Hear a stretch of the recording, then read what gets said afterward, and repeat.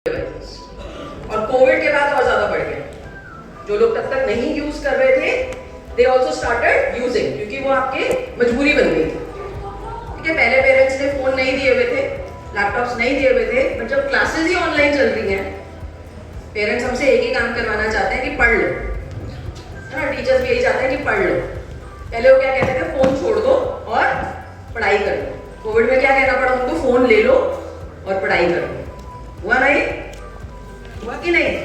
कितने सारे हमारे घर पे जो हमारे एल्डर्स थे नहीं फोन यूज करते थे, या उनको लगता था हम ऑनलाइन बैंकिंग नहीं करेंगे, हम यूपीआई नहीं यूज करेंगे, हम ऑनलाइन पेमेंट नहीं करेंगे, बट उनको करना पड़ा।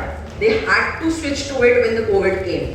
तो सबसे बड़ी हमारे साथ क्या प्रॉब्लम हुई कि जब कोविड हुआ डिजिटल पेनिट्रेशन इतना ज्यादा बढ़ गया और उन लोगों को यूज करना पड़ा जिनको एक्चुअल में डिजिटल डिवाइसेस यूज करने नहीं आते, they are not very familiar with that. तो they became even more prone to the cyber crimes. उनके लिए और ज्यादा मुश्किल हो गया ये समझना कि हमारे साथ क्राइम हो सकता है, कैसे हो सकता है, हमें कैसे सेफ रहना है। दूसरी चीज जिसकी वजह से हमें डिजिटल अवेयरनेस चाहिए, जो डिजिटल हाइजीन। हाइजीन का मतलब सबको समझ में आता है? क्या होती है हाइजीन? हाँ बताओ बताओ बताओ, ऐसे ही बैठे बैठे बताओ बेटा, क्या होता है हाइजीन? Self cleaning. ओके, कैसे मेंटेन करते हैं हम अपनी हाइजीन? क्या क्या पता है हमें हाइजीन? बोलो बोलो। हाँ, taking regular baths. Okay, cutting hair and nail, washing your hands before having your meal, है ना। ऐसे हम हाइजीन मेंटेन करते हैं, सामान अपना साफ रखते हैं, right. We have clean bags. जब हम अगर अपने नोटबुक्स की बात करें, उनको हाइजीनिकली कैसे मेंटेन करते हैं, वी कवर आवर बुक्स। ये सब हमें क्या किया गया, ये सब हमें सिखाया गया, right. You were taught all this. Hygiene के बारे में आपको बताया गया ना, पेरेंट्स ने, टीचर्स ने, स्कूल में आपको बताया, लेकिन आपको डिजिटल हाइजीन के बारे में नहीं बताया गया। उसका रीजन क्या है? There is also another term that we use, if you search on net you will find it, netiquettes. Etiquettes सुना हुआ है?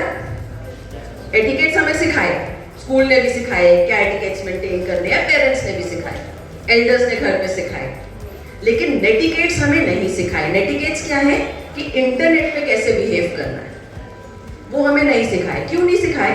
Can you think of any reason कि क्यों नहीं सिखाए गए हमें नेटिकेट्स? जब हमें एटिकेट्स बताए तो हमें नेटिकेट्स क्यों नहीं बताए?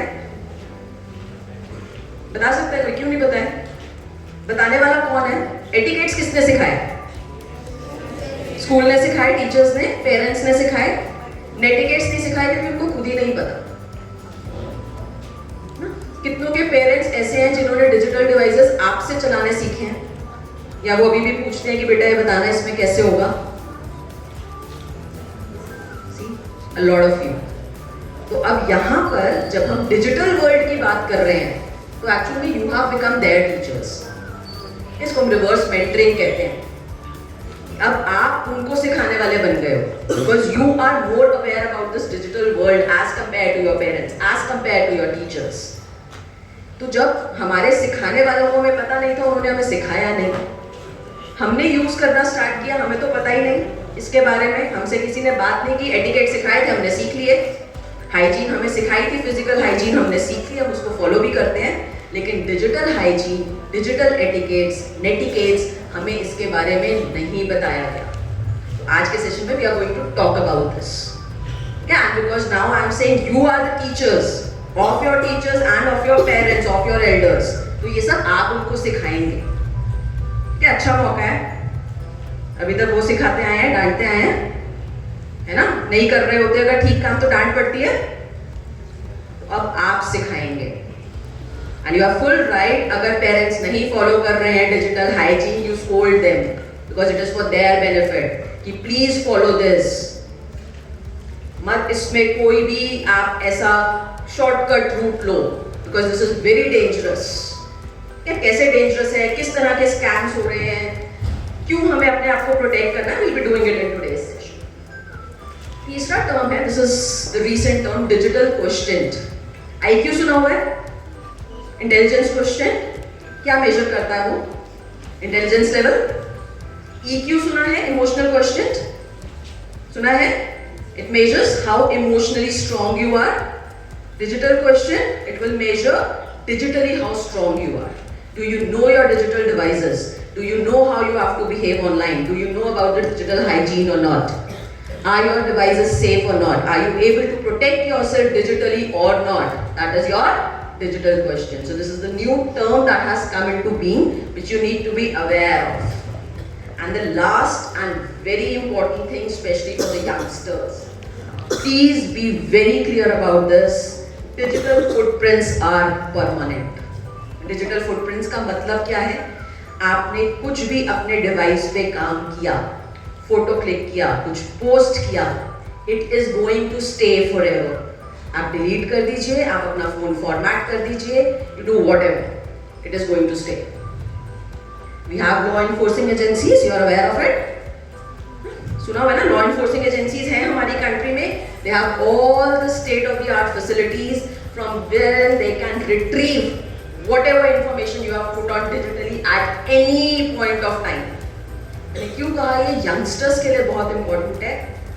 क्योंकि what I have seen is your generation is very aggressive. गुस्सा इतनी जल्दी आता है, कुछ हुआ नहीं जरा सा, इसको तो मैं देख लूंगा. ये अपने आप को समझती क्या है? इसने मेरे साथ पंगा कैसे लिया? ये सब जो चीजें हैं ना, ये क्रिएट करती हैं एक सेंस ऑफ रिवेंज, और बहुत जल्दी आता है आप लोगों में, और आप सोचते नहीं हैं और आप डिजिटली कुछ भी पोस्ट करते हैं. Please do not do that. I will be coming to some of the points which is very relevant for your generation, but please be very clear about this कि डिजिटल फुटप्रिंट्स, आपने एक बार कुछ post कर दिया, आपने एक बार photo click कर दिया, आपने पोस्ट भी नहीं किया, आपने अपने फोन में ही फोटो क्लिक कर ली, वीडियो बना ली, that is going to stay forever, even if you delete it. It is not going anywhere. आपके फोन से डिलीट हो जाएगा, डिजिटल क्लाउड से डिलीट नहीं होगा. It can be retrieved. तो आपने किसी के बारे में कुछ गलत लिखा, आपने किसी को डिफेम किया, आपने किसी को ऑनलाइन बुली किया, और उसके बाद आपने डिलीट कर दिया और सोचा अब तो ये मेरे लिए कुछ नहीं कर सकता. You're wrong. They can report and you can get caught. This is a cyber crime which you are not aware of. बहुत सारे साइबर क्राइम्स ऐसे हैं जो हम over a period of time कर देते हैं क्योंकि हमें खुद ही उनके बारे में पता नहीं है कि हम क्राइम कर रहे हैं. तो इसलिए ये session on the cyber awareness is very important for you to listen.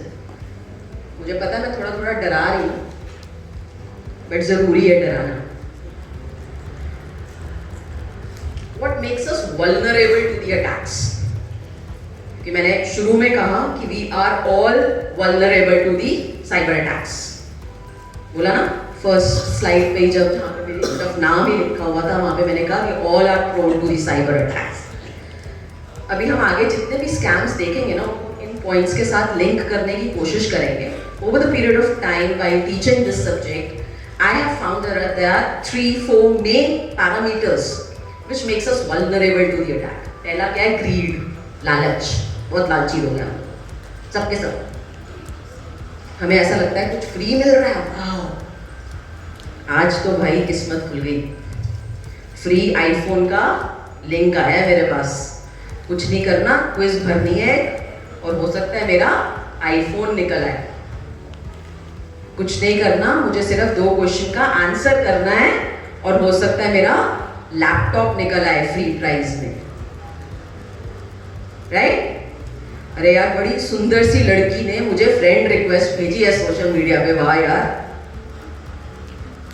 बड़े स्मार्ट लड़के ने मुझे फ्रेंड रिक्वेस्ट भेजी है सोशल मीडिया पे, वाह. We get greedy.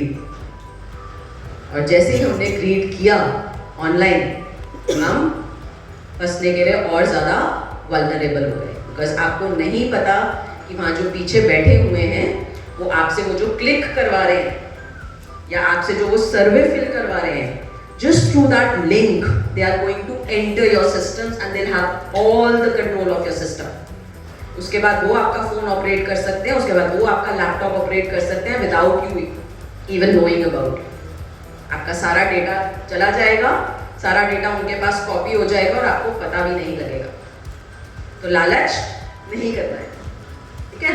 बचपन से सिखाया ना, लालच बुरी बला है, यहाँ बहुत ज्यादा बुरी बला है, बिल्कुल नहीं करना है, किसी एस्पेक्ट में नहीं करना है। दूसरा जो इंपॉर्टेंट पैरामीटर है कन्वीनियंस या कैजुअल एटीट्यूड। अरे ठीक है, देख लेंगे, अरे घर बैठ के काम हो रहा है, वाओ, बैंक वाले घर ही आके मेरा अकाउंट खोल रहे हैं, बहुत अच्छी बात है, फोन पे मेरा केवाईसी कर दे रहे हैं, वो योर कस्टमर। सुना है केवाईसी होता है बैंक्स में, पेरेंट्स से सुना होगा जिनके बैंक अकाउंट्स हैं, केवाईसी अपडेट करवाना है, बैंक अपडेट कराना है, हम आपके बैंक अकाउंट की लिमिट बढ़ा रहे हैं, और सब कैसे कर देंगे, हम फोन पे ही कर देंगे, कुछ नहीं करना सर, आपको एक लिंक भेज रहे हैं, बस क्लिक कर दो, और हम लोग बड़े खुश हो जाते हैं, अरे वाह बहुत सारा टाइम बच गया, क्योंकि बिजी तो हम बहुत हैं, बहुत काम है, क्योंकि हम बिजी हैं, we want convenience for everything. तो जैसे हमने अपनी कन्वीनियंस के बारे में सोचा और वहीं पे अपने ब्रेन को ब्लॉक कर दिया, दोबारा से उसके बारे में इन डेप्थ सोचने की कोशिश नहीं की, we become vulnerable to the cyber attacks. तो कन्वीनियंस के बारे में सोचो, लेकिन इतना मत सोचो कि वो आपको हार्म करे। फियर, डर, another major factor. We'll come to certain cyber crimes towards the end of the session. शायद आपने सुना भी हो डिजिटल अरेस्ट, सुना है ये टर्म, आजकल बहुत ज़्यादा चल रहा है। एआई को यूज करके वीडियो कॉल्स, वॉइस कॉल्स, वहां पे वो क्या फैक्टर यूज करते हैं, डर। कैसे डराते हैं आपको, आपके किसी नियर वन को, लव्ड वन को अरेस्ट कर लिया गया है, आपका कोई पार्सल आया है जिसमें इलीगल सामान पकड़ा गया है, और हम क्या करते हैं, हम डर जाते हैं। हमें नहीं डरना है, अगर हमने कुछ गलत नहीं किया है, we do not have to fear. कुछ गलत किया तो डरो, लेकिन अगर कुछ गलत नहीं किया है, just because somebody is saying something, please do not panic. You have law enforcing agencies, you have lots of systems wherein you can report such crimes, wherein you can report such calls, please do that. डरने से काम नहीं चलेगा। Police से डरना नहीं है, cyber investigator से डरना नहीं है, साइबर क्राइम रिपोर्ट करते टाइम डरना नहीं है। We have to do that. We have to keep ourselves safe. सबसे पहले क्या करना है, खुद को सेफ करना है ना, उसके लिए whatever we'll have to do, we'll do it. अगर मैं डर जाऊंगी just because somebody has given me a call, my mother got a call around I think 6 months back कि आपका बेटा जो है उसको हमने पकड़ा है, बहुत बुरी तरह से गाड़ी चला रहा था, he was drunk driving and we have caught your son. Obviously she was afraid, but because we have been talking about such things at home, she was aware कि शायद कुछ गलत हो सकता है। उन्होंने इमीडिएटली क्या किया, कॉल कट करके अपने बेटे को कॉल किया कि कहाँ है। मैं ऑफिस में बैठा हूँ। She got a bit relaxed. She told us. We just filed an online report. Nothing. We didn't have to do anything after that. But why she could do that? Because she was knowing that कुछ ऐसा चल रहा है, कुछ ऐसा गलत हो सकता है। Otherwise, if somebody believes them, तो next step क्या होता है उनका? आपके बेटे को अरेस्ट किया है, मम्मी तो डर जाएगी। कहाँ गया मेरा बेटा, कहाँ गई मेरी बेटी, क्या कर दिया? और मम्मी पापा को तो वैसे ही लगता है कि हम गलत काम कर ही रहे हैं, है ना, किया ही होगा कुछ ना कुछ गलत। फिर वो उनसे क्या मांगते हैं, पैसे मांगते हैं। आप इमीडिएटली हमें ये पैसे ट्रांसफर करो ताकि इसको छोड़ सकें, पहली बार ऑफेंस किया इसलिए छोड़ रहे हैं, पैसे ट्रांसफर करो इस नंबर पे फटाफट से, and they transfer the money. क्योंकि उनको समझ नहीं है, उनको नहीं पता है। ऐसा नहीं है कि हर कोई फंस जाता है, but if these criminals are making 50 calls a day और उनमें से कोई एक भी फंस गया, their work is done. They do not want कि जितनी बार वो कॉल कर रहे हैं हर कोई उनकी बात मान ले। पूरे दिन में एक ने भी मान लिया, they're done. They are going to get benefit from that. तो हमें इन चीजों का ध्यान रखना है, लालच नहीं करना है। कन्वीनियंस होनी चाहिए, बट अगर कहीं पर भी कन्वीनियंस में ऐसा लग रहा है कि कुछ फिशी है, क्यों ऐसा हो रहा है, क्यों मेरे पे कोई इतना मेहरबान हो रहा है कि बैंक वाले सामने से कॉल करके कह रहे हैं सर हम आपका फोन पे ही केवाईसी कर देते हैं क्या, या हम आपका क्रेडिट कार्ड बना रहे हैं और उसकी लिमिट इंक्रीज कर रहे हैं, ओटीपी दे दो, तो नहीं मानना है। और तीसरा, डरना नहीं है। जब तक कुछ गलत नहीं किया डरना नहीं है। क्लियर है? चले आगे। डिजिटल हाइजीन, इसके बारे में हमने बात करी थी। डिजिटल हाइजीन हमें मेंटेन करना है। These are certain things, if you take care of this, आप बहुत सारी प्रॉब्लम्स वैसे ही अवॉइड कर लेंगे, आप बच जाएंगे बहुत सारी चीज़ों से। सबसे पहले बात करेंगे पासवर्ड प्रोटेक्शन की। पासवर्ड डलता है हर चीज़ में, ईमेल आईडी बनाते हो, सोशल मीडिया साइट्स पे जाते हो, everything has a password. Password को हम साइबर लैंग्वेज में कहते हैं this is our first line of defence. सबसे पहले मुझे मेरा पासवर्ड बचाएगा किसी भी साइबर अटैक से। लेकिन जो पासवर्ड्स हैं वो भी क्रैक हो जाते हैं। If you go home today, if you go home, just search on net that how much time does it take to crack the passwords.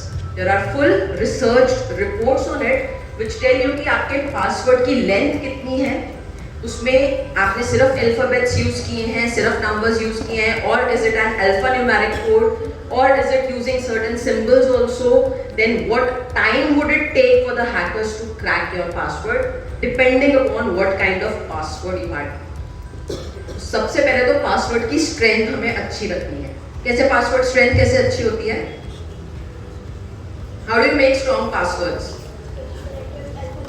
Alpha numeric, alphabets भी यूज करने हैं, नंबर्स भी यूज करने हैं, special characters भी use करने हैं, caps on off करना है, किसी लेटर में कैप्स ऑन करना है, किसी में ऑफ करना है, एटलीस्ट वन लेटर आपका कैप्स में हो, plus it should not be some general information about you. अपना नाम, अपने घर वालों का नाम, अपना date of birth, please these are not passwords, क्योंकि यही सारी इंफॉर्मेशन आपने अपने सोशल मीडिया पे भी शेयर की।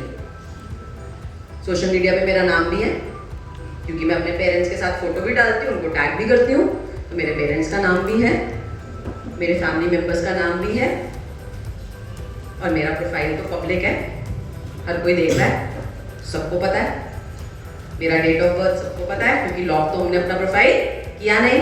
उस पर भी हम आगे आएंगे, how we have to keep ourself secure on the social media profiles.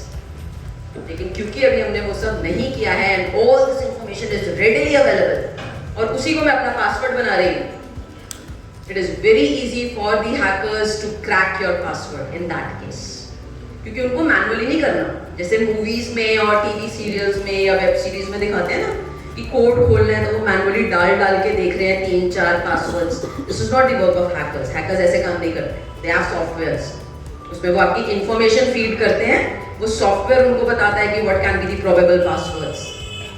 वो जैसे ही आपके सिस्टम में घुस गए, क्योंकि उन्होंने आपको लिंक भेजा था, आपने लिंक क्लिक कर दिया था, they have the control of your devices, वहां से they can crack your passwords with the use of the softwares. तो ये हैकर्स जो हमारे हैं, जो हमारे डिवाइसेस को हैक कर रहे हैं या हमारे पासवर्ड्स को क्रैक कर रहे हैं, they are very smart, so we have to be smarter than them to save ourselves.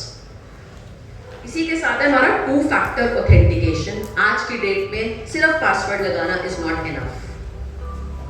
आपके ईमेल्स में, सोशल मीडिया प्रोफाइल्स में, in many of the banking apps you have a 2-factor authentication. Please tell your parents about this. 2-factor authentication क्या होता है कि आप password डालते हैं, उसके बाद उसके साथ आपने कोई नंबर दिया होता है अपना, या कोई ऑल्टरनेट ईमेल आईडी दिया होता है, wherein an OTP comes.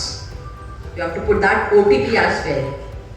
या आपको उस दूसरे ईमेल आईडी पे जाके क्लिक करना होता है, वो पूछता है are you trying to logging in, and you have to click yes. That is your 2-factor authentication. तो सिर्फ पासवर्ड अगर किसी ने क्रैक कर भी लिया तो वो आपके डिवाइस को खोल नहीं पाएंगे, आपके मेल को, आपके सोशल मीडिया साइट्स को खोल नहीं पाएंगे, क्योंकि आपने 2-factor authentication लगाया है। As soon as they put the password, you will get an email on your another registered mail ID, or you will get an OTP on your phone that put this OTP and then your mail would be opened.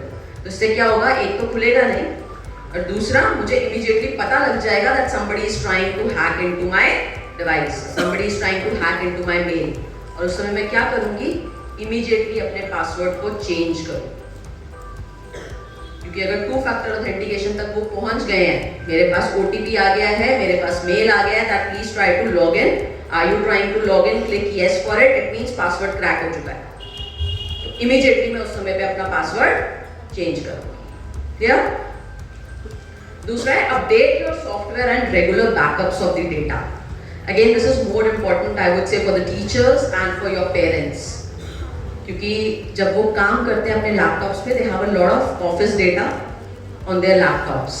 ठीक है, आपका data ज़्यादा से ज़्यादा क्या होगा, school projects होंगे, school का होमवर्क होगा, तो उसको किसी ने हैक करके निकाल भी दिया तो बहुत ज़्यादा फर्क नहीं पड़ेगा।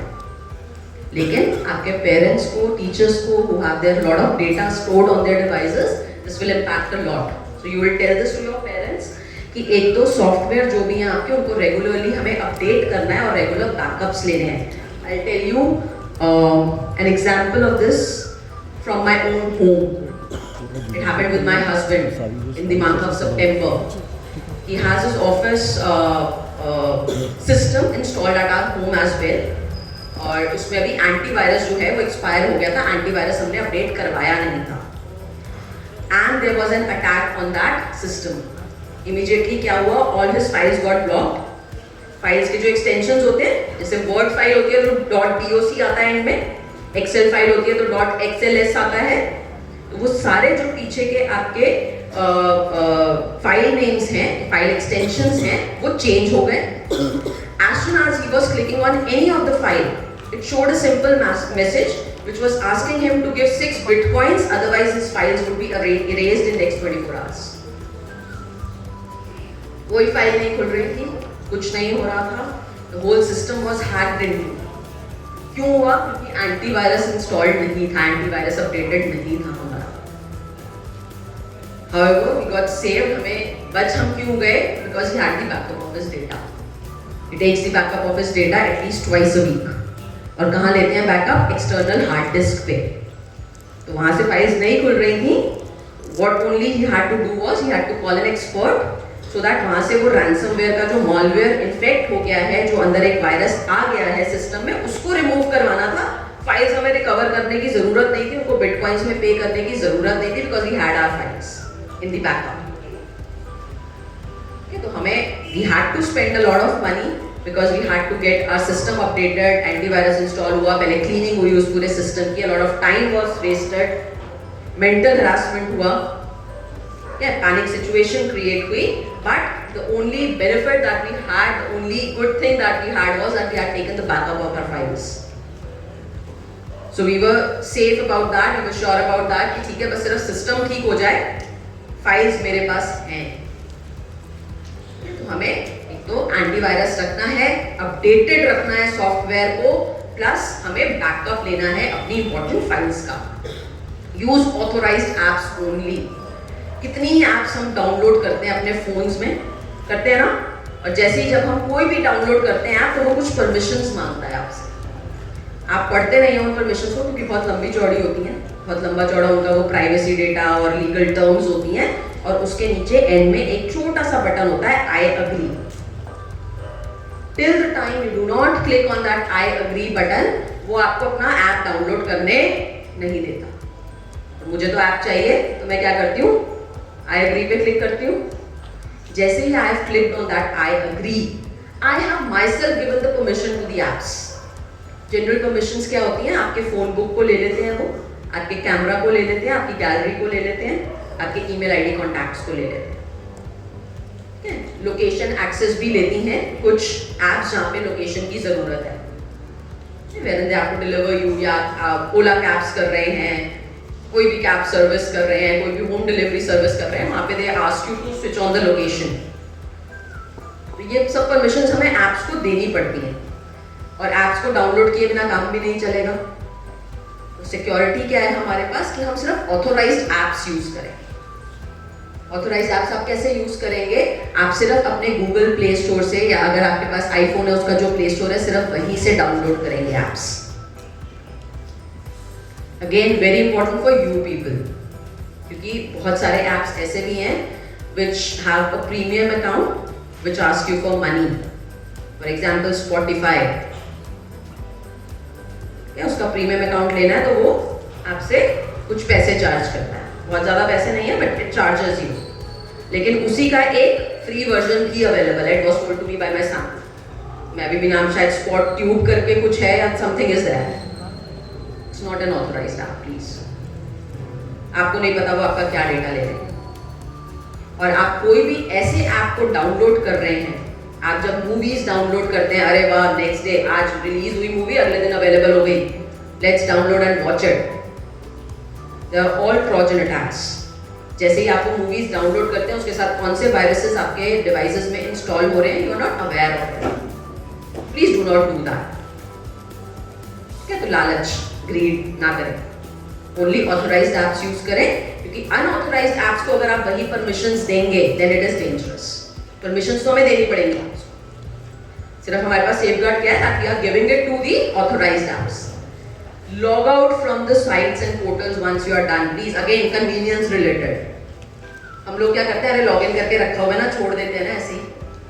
अब कौन बार बार लॉग आउट करे, लॉग इन करे, बहुत टाइम वेस्ट होता है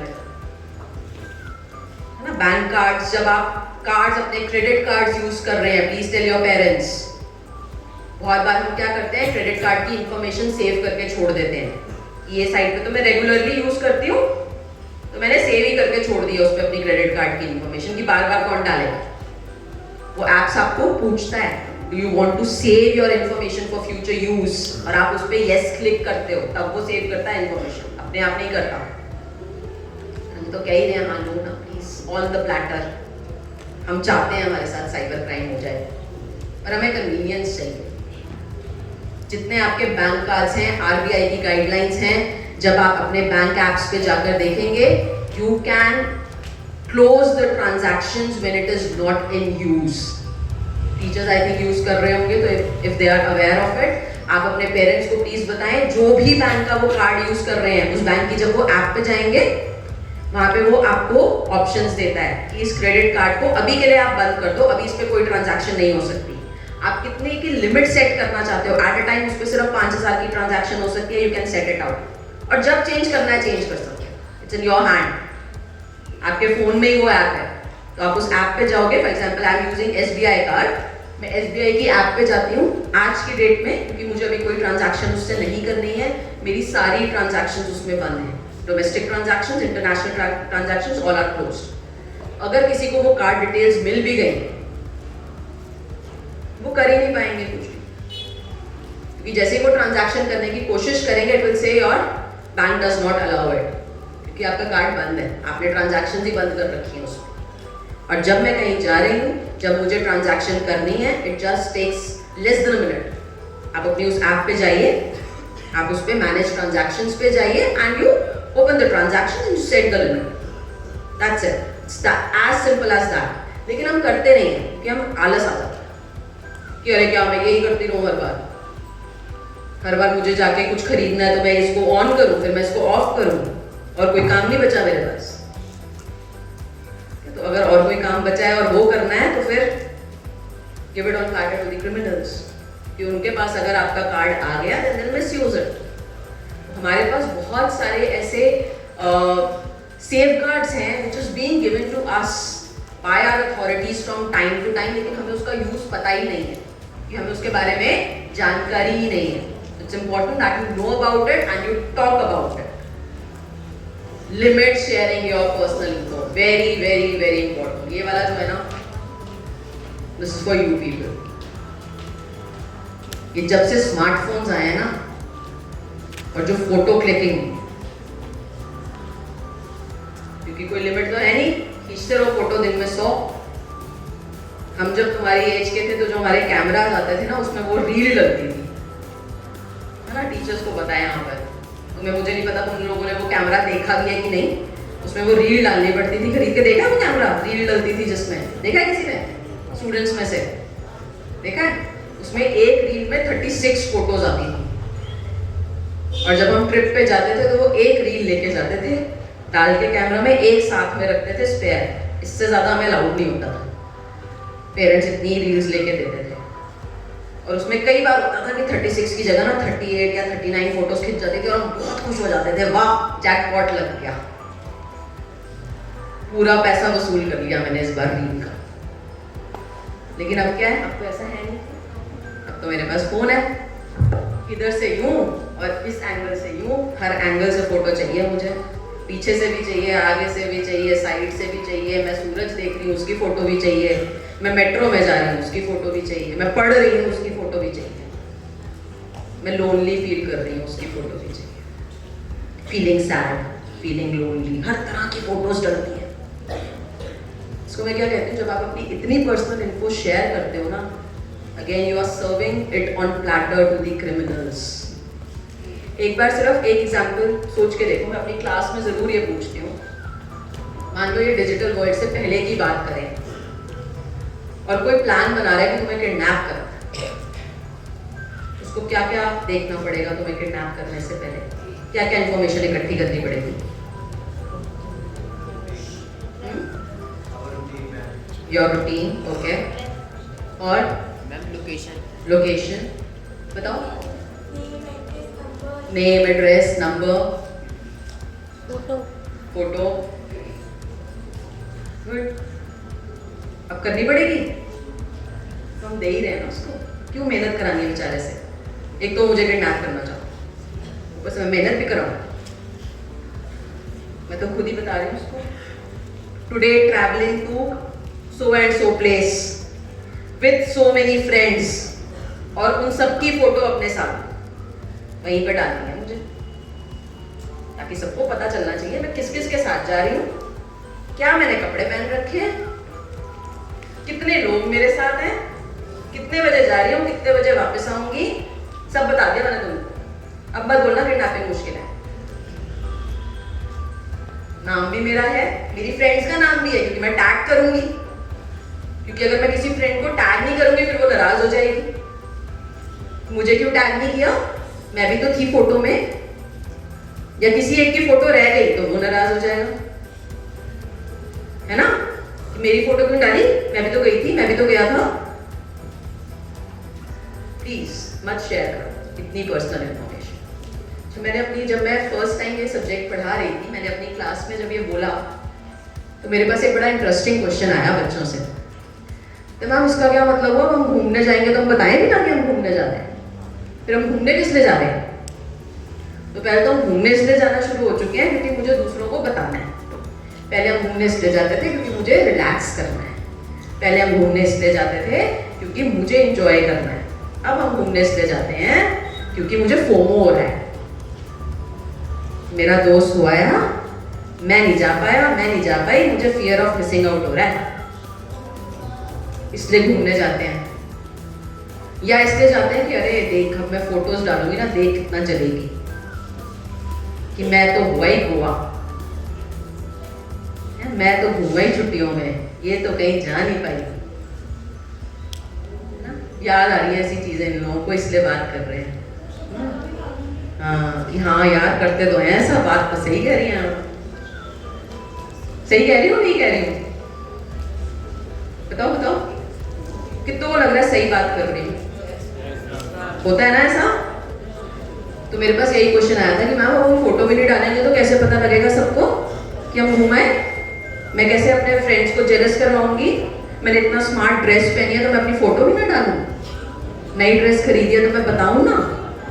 बताओ, बिल्कुल बताओ, क्योंकि उसके बिना तो काम चलेगा नहीं। आउटफिट ऑफ द डे होता है ना, क्या ओडी? हाँ, ओडी होता है, ओडी होता है, क्या होता है? कुछ तो होता है ओडी, और फिर आउटफिट ऑफ द नाइट भी होता है ON। सब कुछ बताना है ना क्रिमिनल को, कुछ नहीं छूटना चाहिए। किसी दिन अकेले ट्रैवल कर रही हूँ तो फीलिंग लोनली की पिक भी डालती हूँ, ताकि उसको पता लग जाए आज अकेली, आज कोई नहीं है मेरे साथ।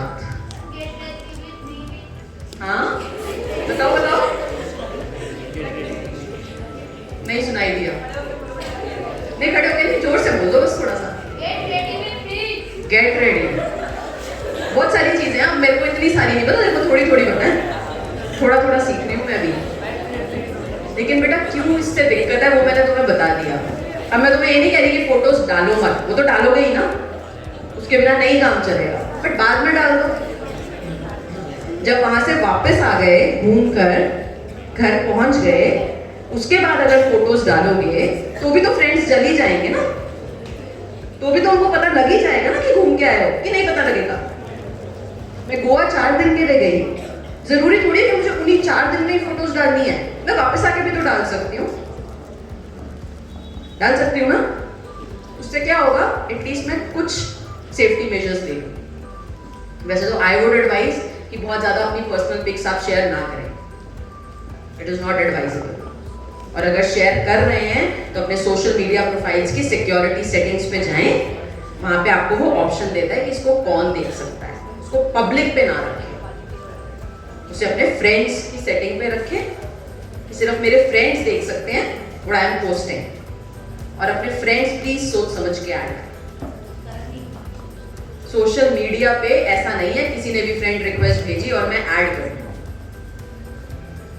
एक चीज चलो मुझे और बताओ, कोई अननोन पर्सन तुम्हारे घर पे आया, उसने बेल बजाई, तो क्या रिएक्शन होता है? पहला कैसे कैसे उससे डील करते हो? किसी ने बेल बजाई तो क्या क्या बात करोगे उससे? सबसे पहले कौन हो, किससे मिलना है, यही होता है। फिर अगर कंफर्म हो जाता है कि अच्छा पेरेंट्स से मिलने आए, अगर पेरेंट्स करते हैं तो उनसे पूछते हो, उनके पास जाते हो कि पापा आपसे कोई मिलने आया है, मम्मी आपसे कोई मिलने आया है, तब गेट खोलते हो या ऐसे ही खोल देते हो कि पहले गेट खोल के hello I am so and सो, मैं यहाँ रहती हूँ, मैं इनकी बेटी हूँ, मैं इनका बेटा हूँ, मैं स्कूल में पढ़ता हूँ, मैं स्कूल में पढ़ती हूँ, ये मेरी हॉबीज हैं, ये काम मैं करती हूँ, ये मेरे फ्रेंड्स हैं, यहाँ यहाँ मैं घूमना पसंद करती हूँ, अब आप बताइए आप कौन है? ऐसा करते हैं? डिजिटल वर्ल्ड में तो हम ऐसा ही करते हैं, क्योंकि पहले तो हम फ्रेंड ऐड कर देते हैं। क्यों? क्योंकि इस चीज का भी कंपटीशन है कि किसके कितने फ्रेंड्स हैं सोशल मीडिया प्रोफाइल पे, है ना? देखते हो ना, पूछते हो ना तेरे कितने फ्रेंड्स हैं। इंस्टा पे क्या है? इंस्टा पे शायद फॉलोअर्स होते हैं, है ना, उसमें फ्रेंड्स वाला सिस्टम नहीं है। I am not an Instagram user so I do not have much details about it, but जब फेसबुक यूज करते हैं उनके लिए फ्रेंड्स होते हैं, इंस्टा पे फॉलोअर्स होते हैं, और उसमें हमारा कंपटीशन चलता है किसके कितने फॉलोअर्स और किसके कितने फ्रेंड्स, तो इसलिए हम सबको ऐड करते जाते हैं। तो हम पहले अपना इंट्रोडक्शन देते हैं, पहले अपने बारे में सब कुछ बताते हैं, उसके बाद सोचते हैं अच्छा है कौन। कई बार वो भी नहीं सोचते। तो हमने क्या किया, बेसिकली अपने घर का गेट खोल दिया है for anyone and everyone without knowing who they are। तो उनके बारे में हमें कुछ नहीं पता, लेकिन हमारे बारे में उनको सब कुछ पता है, क्योंकि हमने बताया, क्योंकि हमें फर्क नहीं पड़ता, वी आर कूल, क्या कर लेगा कोई, हार्डली मैटर्स। और फिर क्या होता है, फिर साइबर क्राइम्स रिपोर्ट होते हैं। Avoid public wifi, again greed, अरे फ्री का वाईफाई, वाओ, आप तो सारी मूवीज यहीं डाउनलोड कर ली, सारा वाईफाई का काम इसी पे करूँगी, पब्लिक वाईफाई करते हैं ना। पब्लिक वाईफाई अगर यूज कर भी रहे हो, क्योंकि आजकल सब जगह है, फ्री का वाईफाई है, विल बी यूजिंग इट, क्योंकि वाईफाई के बिना हमारी जिंदगी नहीं चलती, तो हम यूज तो करेंगे, लेकिन प्लीज उस पर कोई भी पर्सनल इंफॉर्मेशन ना डालें। आपके कोई भी फाइनेंशियल ट्रांजैक्शंस हैं वो आप पब्लिक वाईफाई के थ्रू ना करें। कोई भी financial information, bank related information, password related information while you are on public wifi नहीं डालनी है। ओटीटी ऐप पे जाके मूवी देख लो, कोई बात नहीं, लेकिन अपने फोन को सिक्योर रखो, क्या अपने सोशल मीडिया प्रोफाइल्स को लॉक्ड रखो, अपनी कोई भी financial transactions while you are on public wifi मत करो। कोई भी सेंसिटिव इंफॉर्मेशन जो आप शेयर कर रहे हो, do not share through public wifi, वहां से बहुत डेटा चोरी हो जाता है, नहीं पता लगेगा आपको और आपका डेटा चला जाएगा।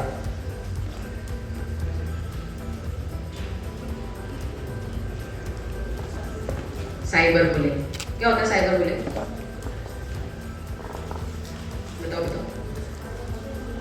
हाँ बेटा, cyber bullying is harassing of anyone on the internet by through the medium of like social media. Right, good. और कोई बताओ, बोलो बोलो।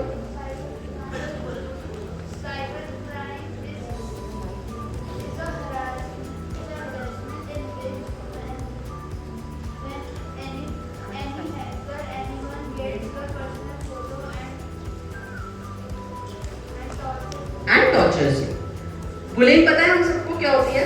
कोई मुझे परेशान कर रहा है वो बुलिंग है। साइबर बुलिंग क्या हो गई? जब वो डिजिटल मीडिया को यूज करके मुझे परेशान कर रहा है तो वो साइबर बुलिंग है। यहाँ मैंने 2 टर्म्स यूज किए हैं, साइबर बुलिंग एंड हैरासमेंट। इन दोनों में क्या डिफरेंस है? बहुत छोटा सा डिफरेंस है।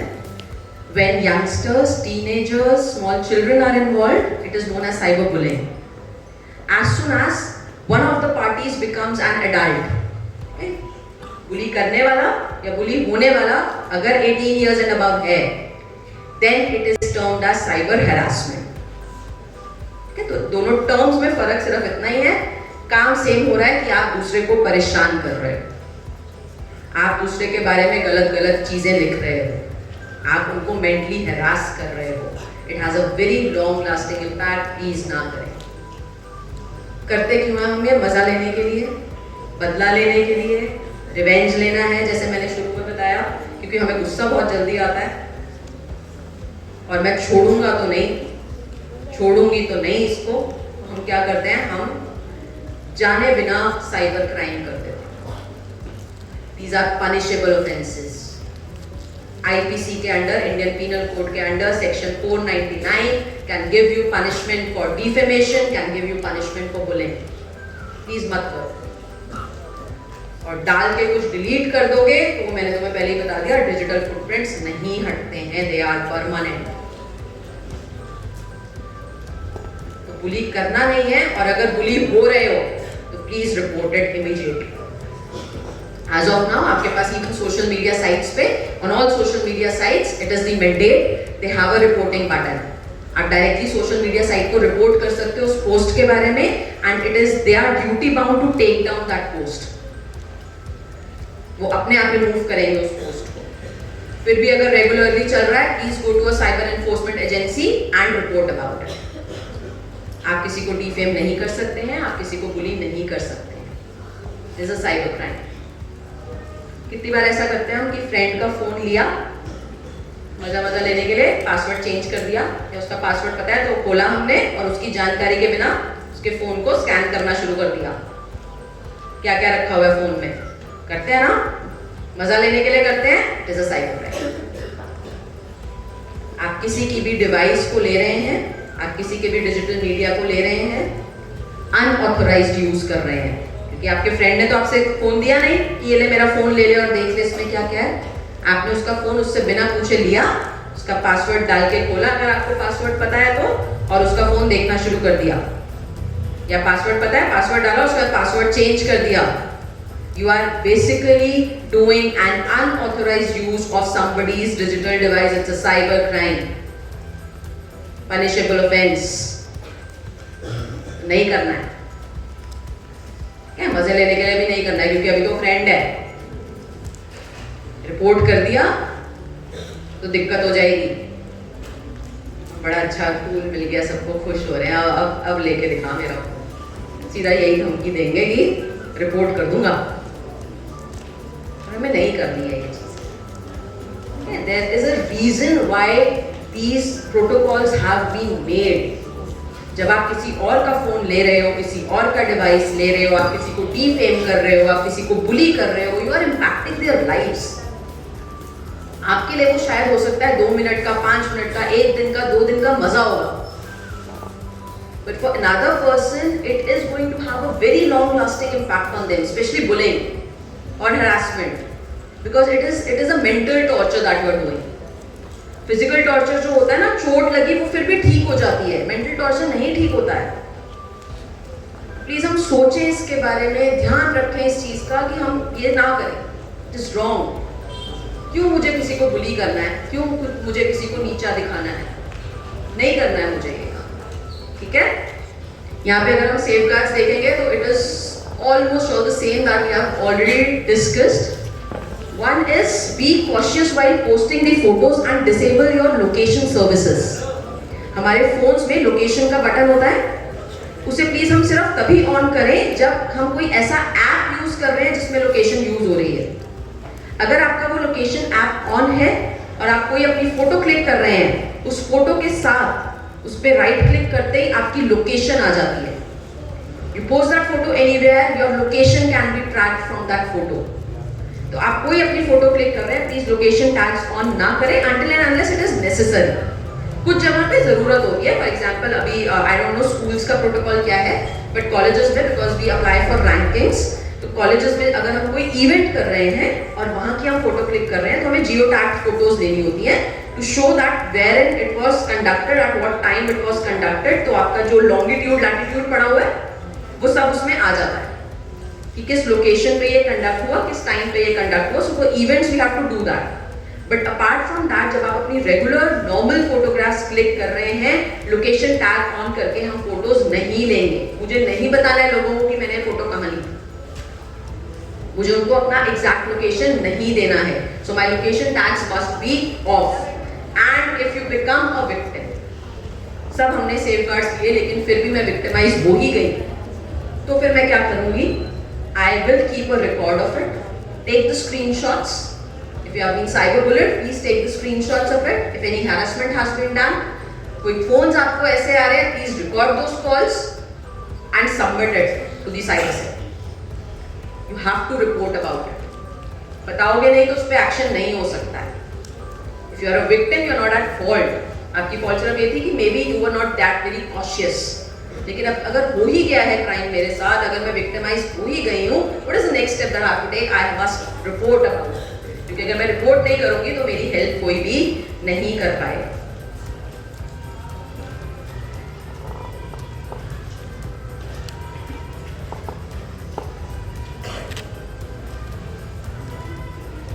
Online dating scams. अब हम कुछ स्कैम्स पे आ रहे हैं, हम एक एक करके उनको डिस्कस करेंगे जो जनरली आज की डेट में चल रहे हैं। ऑनलाइन डेटिंग स्कैम्स क्या? ऑनलाइन डेटिंग एप्स हैं जहाँ पे आप लोगों से बातचीत करते हैं, नए नए फ्रेंड्स बनाते हैं, you go on a date with them. क्या फिजिकली डेट पे नहीं जाते हैं, ऑनलाइन ही डेट करते हैं। और इसी के साथ एक ऑनलाइन मैट्रिमोनियल स्कैम भी चल रहा है क्योंकि वो शादी तक बातें पहुंच गई हैं ऑनलाइन बात करके। यहाँ पे आपको प्रोसीजर पूरा दिया हुआ है। क्या किया जाता है? Image theft, fake profiles, relationship building. आपके साथ बहुत अच्छा रिलेशनशिप बनाया जाएगा, डेली आपसे बात की जाएगी, आप बहुत अच्छे हो, आपसे अच्छा कोई दुनिया में नहीं है, मैं तुम्हारे बिना जी नहीं सकती, मैं तुम्हारे बिना जी नहीं सकता। हर कोई हर किसी के बिना जी सकता है। क्या मेरा सोना, मेरा बाबू, बाहर आ जाओ इससे, ठीक है? कुछ नहीं है, किसी के सोना किसी के बाबू नहीं हो तो एटलीस्ट जब तक मिल नहीं लियो उस इंसान से तो उतना तो बिल्कुल ही नहीं। तो ये ऑनलाइन डेटिंग में प्लीज बिल्कुल मत फंसना। Even if you are having some elder sisters and brothers, is for them as well. Please inform them about this. क्योंकि यहाँ पर I'll tell you a recent case. I was with one of the cyber police officers 2 months back, and he told us this case.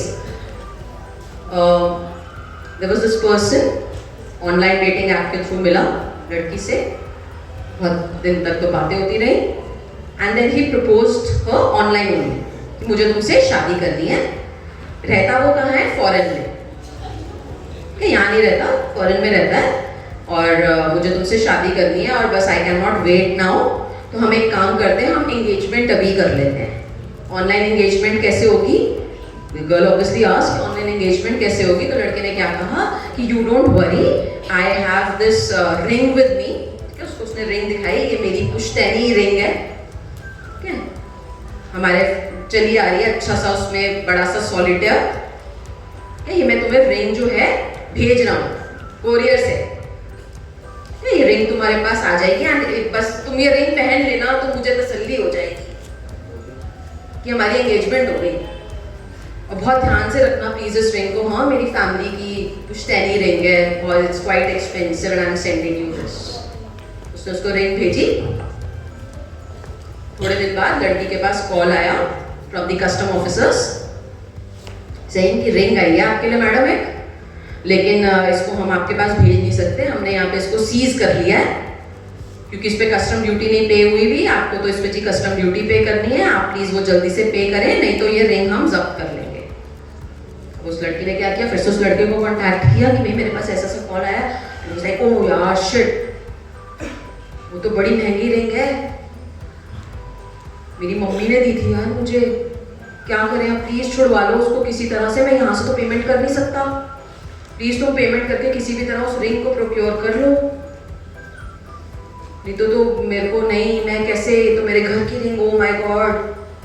पूरा बेचारा फंसा हुआ। उस लड़की ने क्या किया, उसको भी लगा अरे हाँ यार रिंग तो इसको दिखाई थी, अच्छी महंगी रिंग थी, अब फंस गई है तो बेचारे की हेल्प कर देती हूँ, इतना प्यार करता है मेरे से, इतनी महंगी रिंग भेजी है मेरे लिए, और उसने पैसे ट्रांसफर कर दिए। और उसके बाद वो लड़का कहीं नहीं, ना वो कस्टम ऑफिसर मिले, क्योंकि वो कस्टम ऑफिसर थे ही नहीं। It was a fake call. There was no ring sent.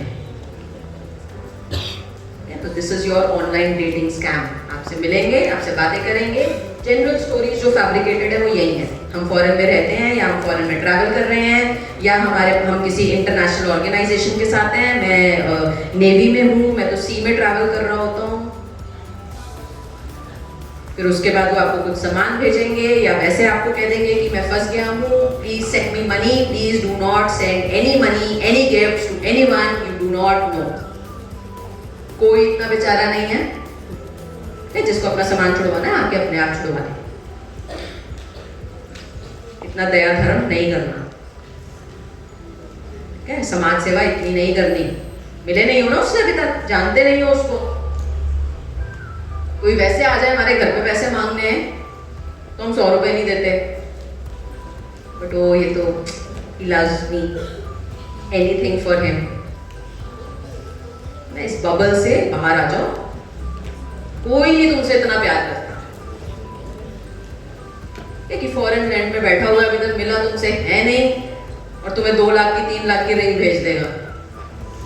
वो भी बेवकूफ थोड़ी है, सोचो, थोड़ा सा दिमाग लगाओ। तुम करोगे ऐसा? नहीं करोगे ना। कोई दूसरा क्यों करेगा तुम्हारे लिए?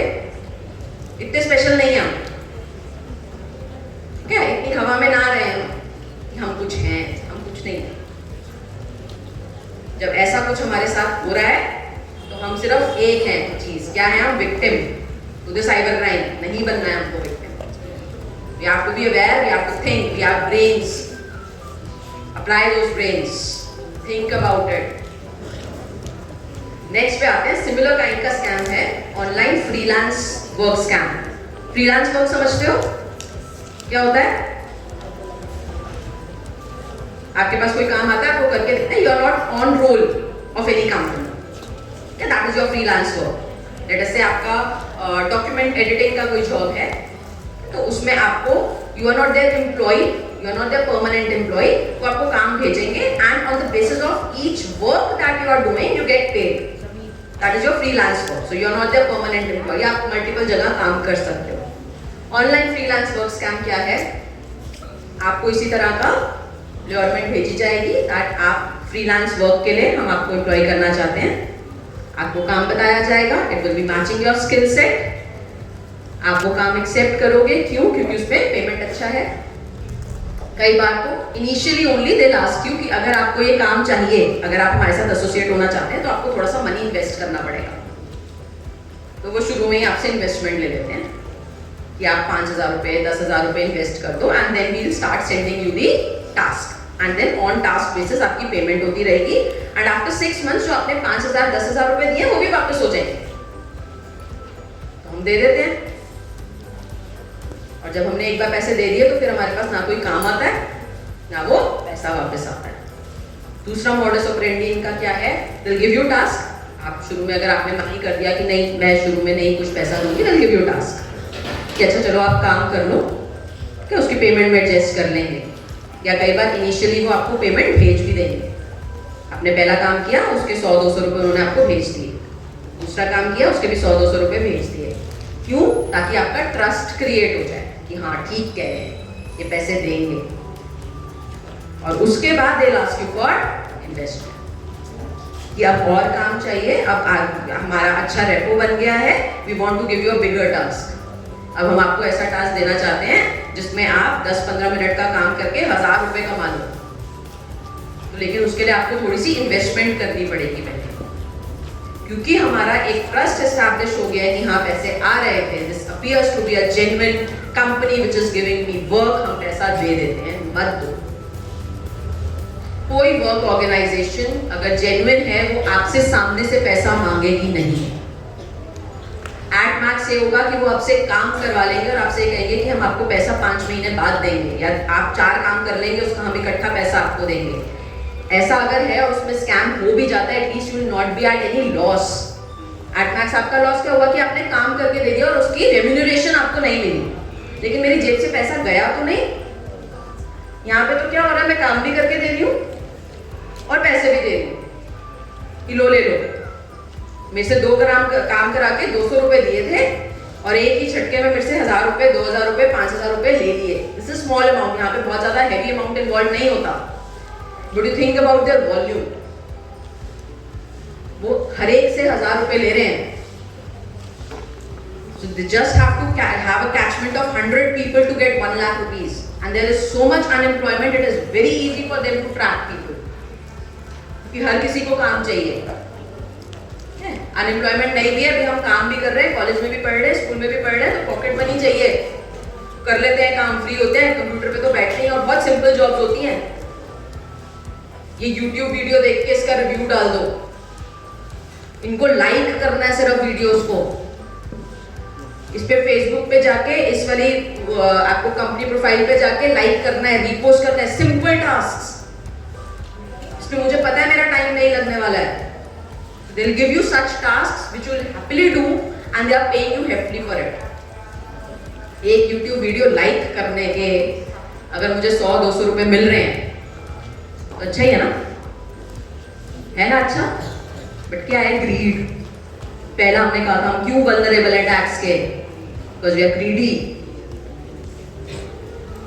सो if something appears to be too good to be true, please listen to this very carefully. This is a proverb which you might have listened earlier also, इसको दिमाग में बिठा लो।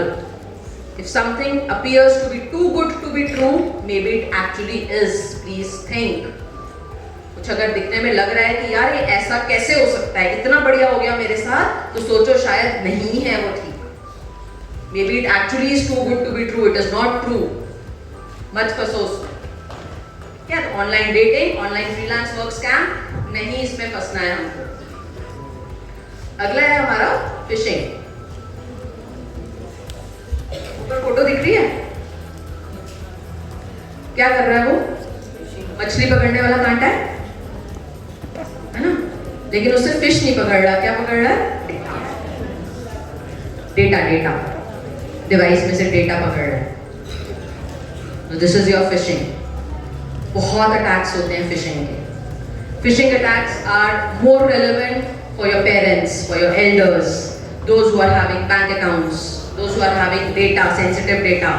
तो please take a note of this and tell it at your home कि नहीं फंसना है इस तरह के अटैक्स में। क्या होता है इन अटैक्स में, जनरली आपके पास लिंक आते हैं क्लिक करने के लिए, या कोई डॉक्यूमेंट आते हैं डाउनलोड करने के लिए, और जैसे ही आप उस लिंक पे क्लिक करते हैं आपके सिस्टम को उन्होंने हैक कर लिया। जो लिंक्स आते हैं generally they are giving you very attractive offers. Mail आती है आपके पास, मेल में लिखा होगा कि आप इमीडिएटली इस ऑफर को अवेल कर सकते हैं and you are going to get 50% discount. So they create a sense of urgency. Last 1 hour left for this offer. क्या है, या आपके पास थ्रेटनिंग मेल्स आते हैं, बैंक शो करते हैं वो अपने आप को कि आपके बैंक से आपके पास आ रहा है, and if you do not click on this link, if you do not add your information, आपका बैंक अकाउंट ब्लॉक हो जाएगा। और हम जल्दबाजी में डर के क्लिक कर देते हैं लिंक्स को। कुछ नहीं होता उन लिंक्स में, हम अपना डेटा डाल देते हैं, सारा डेटा उनको दे देते हैं, we give them entire access. I tell you, I think the most recent case कल ही आया है हमारी नोटिस में, it has happened with us. Please listen to this very carefully. Even I'll request school teachers to tell the parents about this, because ये अभी कल की ही बात मैं आपको बता रही हूँ। One of my colleagues, she's teaching in ARSD college. She got a message stating her son's name, saying that they are from the school. उनका बकायदा बेटे के नाम से था कि dear so and so, this is a link for a WhatsApp group for a project work of the school. Please click on this link to join the WhatsApp group. She clicked that link, उनका WhatsApp hack हो गया। उसके बाद क्या हुआ है, उनके जितने कॉन्टैक्ट्स थे उनके पास सिंपल मैसेज वेंट, बिकॉज हमारे पास भी वो मैसेज आया। वो मैसेज क्या था, hi how are you, I am trying to transfer some money to my friend, but I have reached my limit of today. Can you please help? Now because we are aware of these kind of things, और मुझे पता है कि मेरे से किसी ने पैसा मांगना है तो फोन करके बोल देगा, मेरे को मैसेज नहीं भेजेगा। इमीडिएटली हमने क्या किया, I could not call her, क्योंकि जब मेरे पास जैसे ये मैसेज आया मेरे दिमाग में पहली चीज क्या आई, इसका मतलब या तो मैम के पास उनका फोन है नहीं या वो हैक हुआ है। तो अगर मैं कॉल भी करूंगी तो सामने से मुझे क्या रिस्पॉन्स मिलेगा, I have no idea. What we did then, I tried to contact some of our common friends, we talked amongst us, और सबके पास उस तरह का मैसेज आया हुआ था। Then one of our friends who lives nearby to her college went to her and asked her, and then she told the entire story. Then she posted it on her Facebook also that her WhatsApp has been hacked and please do not respond to any such messages being received from her. So it was a simple click of a link and it was, you know, it appeared to be very genuine क्योंकि उनके बेटे का नाम था। उनको लगा school से message आया है, ग्रुप ज्वाइन करना है, तो बेटा ज्वाइन करेगा, मेरे फोन पे आया, मैं ज्वाइन कर लेंगे। प्रोजेक्ट वर्क है, स्कूल का इंपॉर्टेंट काम है। हमें खुद को कैसे सेफगार्ड करना है, पेरेंट्स को कैसे सेफगार्ड करना है। कोई भी लिंक आपके पास अगर इस तरह से आ रहा है कि आपका स्कूल आपको भेज रहा है, आपके पास आपके टीचर्स के नंबर होते हैं, तो आपको उस टीचर के नंबर से आएगा, किसी अननोन नंबर से लिंक नहीं आएगा। अगर आपको किसी अननोन नंबर से लिंक आ रहा है, मत ज्वाइन करो।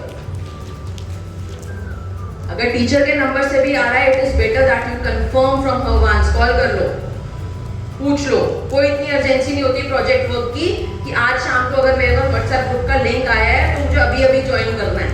मैं अगर कल सुबह भी ज्वाइन करूंगी टीचर से पूछ लेने के बाद तो फर्क नहीं पड़ेगा। ऐसा कोई प्रोजेक्ट स्कूल नहीं करवाता है कि आज शाम को तुम्हें मैसेज आएगा और कल सुबह प्रोजेक्ट सबमिट करना है। Do not fall into these groups. This is a recent one, ये कल ही आया, and this shocked us also because you know this is a very common thing which is happening nowadays. Schools अपने WhatsApp groups बनाते हैं, that's an instant communication medium. Schools बना रहे हैं WhatsApp groups and even I am part of the WhatsApp group of my son school. लेकिन अगर इस तरह से कोई भी लिंक आ रहा है, please be very careful about it. आपको किसी ने ऐड करना होगा, उनके पास आपका नंबर है, वो आपको ग्रुप में वैसे ही ऐड कर लेंगे, क्लिक नहीं करवाना पड़ेगा उनको लिंक। तो this is a recent thing, please be very careful about it. कोई भी आप लिंक क्लिक नहीं करेंगे जब तक आपको पता नहीं है एग्जैक्टली वो कहां से आ रहा है। कोई डॉक्यूमेंट डाउनलोड नहीं करेंगे। कोई भी आपके पास मेल आ रही है जिसमें वो कह रहा है ये डॉक्यूमेंट डाउनलोड कर लो और आपको नहीं पता कि वो मेल कहां से आई है, you do not know that person, you do not know that mail ID, please do not download that document. और अगर करना ही है, अगर लगता है कि डाउनलोड करना है डॉक्यूमेंट या उस लिंक को क्लिक करके देखना है, उस लिंक को आप कॉपी करो, go to your browser, paste it there and then click it। वो भी तब अगर एंटीवायरस इंस्टॉल्ड है, क्योंकि अगर एंटीवायरस इंस्टॉल्ड है और आप ऐसे किसी फिशी लिंक को ब्राउजर पे पेस्ट करेंगे, गूगल को खोल के वहां पेस्ट करेंगे, it will give you an immediate alert कि this does not appear to be a normal URL link, this appears to be fishy. कुछ ना कुछ वो आपको अलर्ट मैसेज जरूर देगा अगर एंटीवायरस इंस्टॉल्ड है। और अगर नहीं है इंस्टॉल्ड तो प्लीज ऐसा कोई लिंक आप क्लिक ना करें, कोई डॉक्यूमेंट्स ऐसे आप डाउनलोड ना करें।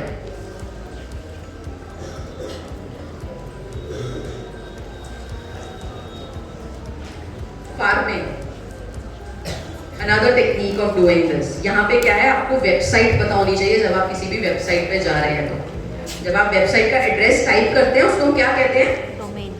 Any idea? हाँ, किसी ने बोला, ठीक आंसर दिया, URL। So you must know that URL of whatever website you are clicking, especially if it is having any financial information। जो भी आपके बैंक्स रिलेटेड हैं, कोई UPI एप्स के हैं, कोई भी आपका ऐसा ई-कॉमर्स साइट है जिसपे आप अपनी फाइनेंशियल इंफॉर्मेशन डालने वाले हैं, डिटेल्स डालने वाले हैं, कार्ड डिटेल्स डालने वाले हैं, you must know that URL and then only give your data on that site। Farming जो आपका स्कैम है, क्या हो रहा है उसमें, आपकी लेजिटिमेट वेबसाइट पे दे इंस्टॉल अ मैलिशियस मॉलवेयर। क्या होगा इसमें, आपकी नॉर्मल बैंक ऐप है, उस बैंक ऐप पे आप जाओगे, वहां पे उन्होंने लिंक इंस्टॉल या तो कर दिया है जिसपे वो आपको क्लिक करने को कह रहा है, या ऑटोमेटिक उन्होंने ऐसा बग डाल दिया है उस एक्चुअल वेबसाइट पे कि वो वेबसाइट का नाम डालते ही it is taking you to another website. आपने अपना नॉर्मल लिंक डाला, लेकिन जब आपने URL जब वो एक्चुअल में खुला तो ऊपर URL चेंज हो गया, दैट इज फिशिंग। क्योंकि इसका मतलब है कि आपकी एक्चुअल की जो ऐप की जो रियल ऐप है, जो जेन्युइन ऐप है, जो जेन्युइन वेबसाइट है, उस पे कोई मैलिशियस कोड डला हुआ है which is taking you to some another website. इसको देखने का सबसे इजी तरीका क्या है, जब हम URL डालते हैं कोई भी तो वो कहाँ से शुरू होता है, HTTP, इसी से शुरू होता है, और S भी होता है किसी में आगे। क्या होता है वो S? S का उसको फुल फॉर्म पता है? S का क्या फुल फॉर्म है? सिक्योर, आगे that's a secure sockets layer. ठीक है, अगर वो S लगा हुआ है it means it's a secure website. हम जब भी अपना कोई फाइनेंशियल इंफॉर्मेशन कहीं डाल रहे हैं तो हम ये देख लें कि वो जो वेबसाइट का एड्रेस है it is starting with HTTPS। अगर वो HTTP से शुरू हो रहा है तो उसमें हमको डेटा नहीं डालना है। अगर S लगा हुआ है साथ में it means it's a secure website. Again if you have your antivirus installed, क्या अपडेटेड एंटीवायरस अगर आपका डला हुआ है और आप किसी ऐसी HTTP वाली साइट पर जा रहे हैं तो वो आपको एक वहां पे वार्निंग देता है that this is not a secure website, please see if you want to proceed। और ऐसा नहीं है कि सारी वेबसाइट्स आपकी सिक्योर होगी, because it takes a cost. अगर आपको वो S लगवाना है URL में आगे, you have to pay something. वो फ्री में नहीं मिलते हैं वो वाले URLs, you have to pay something. तो जरूरी नहीं है कि सब ऑर्गेनाइजेशंस वो लें। कुछ कॉलेजेस की भी हमारी वेबसाइट्स हैं जिसमें वो S नहीं है, बट कॉलेज की वेबसाइट पे जाके मैं कोई डेटा शेयर नहीं कर रही। I am not putting any information of mine, so I can go on such website, I am just browsing, it is fine till that point. लेकिन अगर किसी भी साइट पे, किसी भी वेबसाइट पे आप अपना पर्सनल डेटा डालने वाले हैं, वहां पर वो S होना जरूरी है। अगर वो S नहीं है, please do not put any data on such websites. क्या सेफगार्ड्स हैं इससे बचने के लिए? URL वेरीफाई करना है।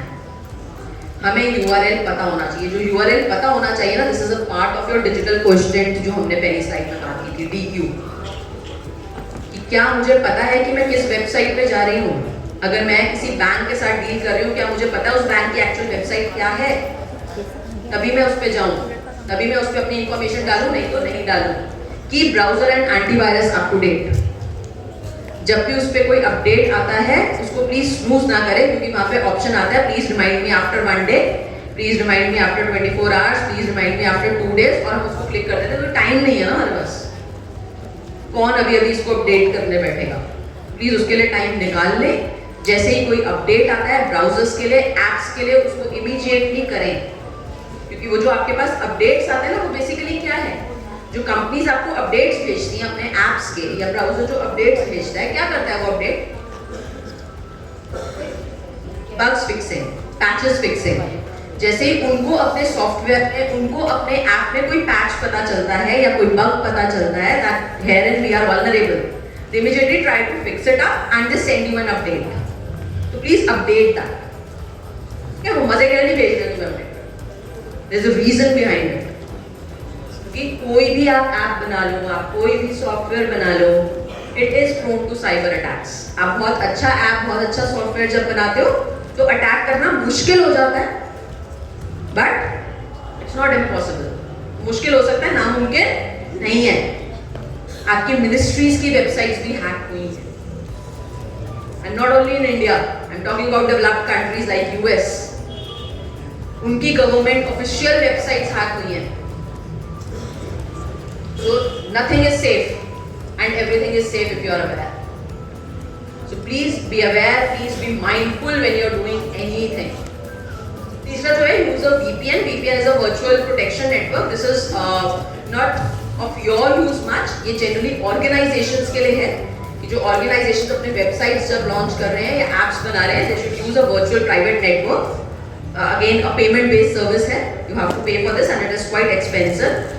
तो अगर वो अपना वेबसाइट पे VPN डाल देते हैं, it reduces the risk by many times of any kind of cyber attack. Again, avoid public wifi, it's very dangerous, specially when you are talking about any kind of financial transactions. फिर से हमारा लालच, juice jacking scam. जब हमें कहीं पर भी free ports मिलते हैं to charge your device, it is dangerous, it can impact you. आपके पास, आप वहां से अपने फोन चार्ज ना करें, लैपटॉप चार्ज ना करें, वहां पर वायरस हो सकता है, that virus will enter your device. या दूसरा तरीका क्या होता है, जैसे ही आपको यूएसबी पोर्ट लगाते हैं अपने फोन में, आपका डेटा ट्रांसफर हो जाता है।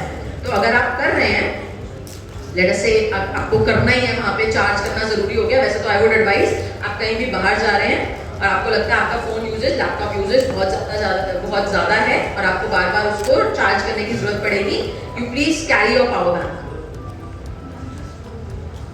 Students, I request you to kindly make a report whatever. तो ये एक नंबर हम आपको दे रहे हैं, आप प्लीज इस पे कॉल कर लीजिए।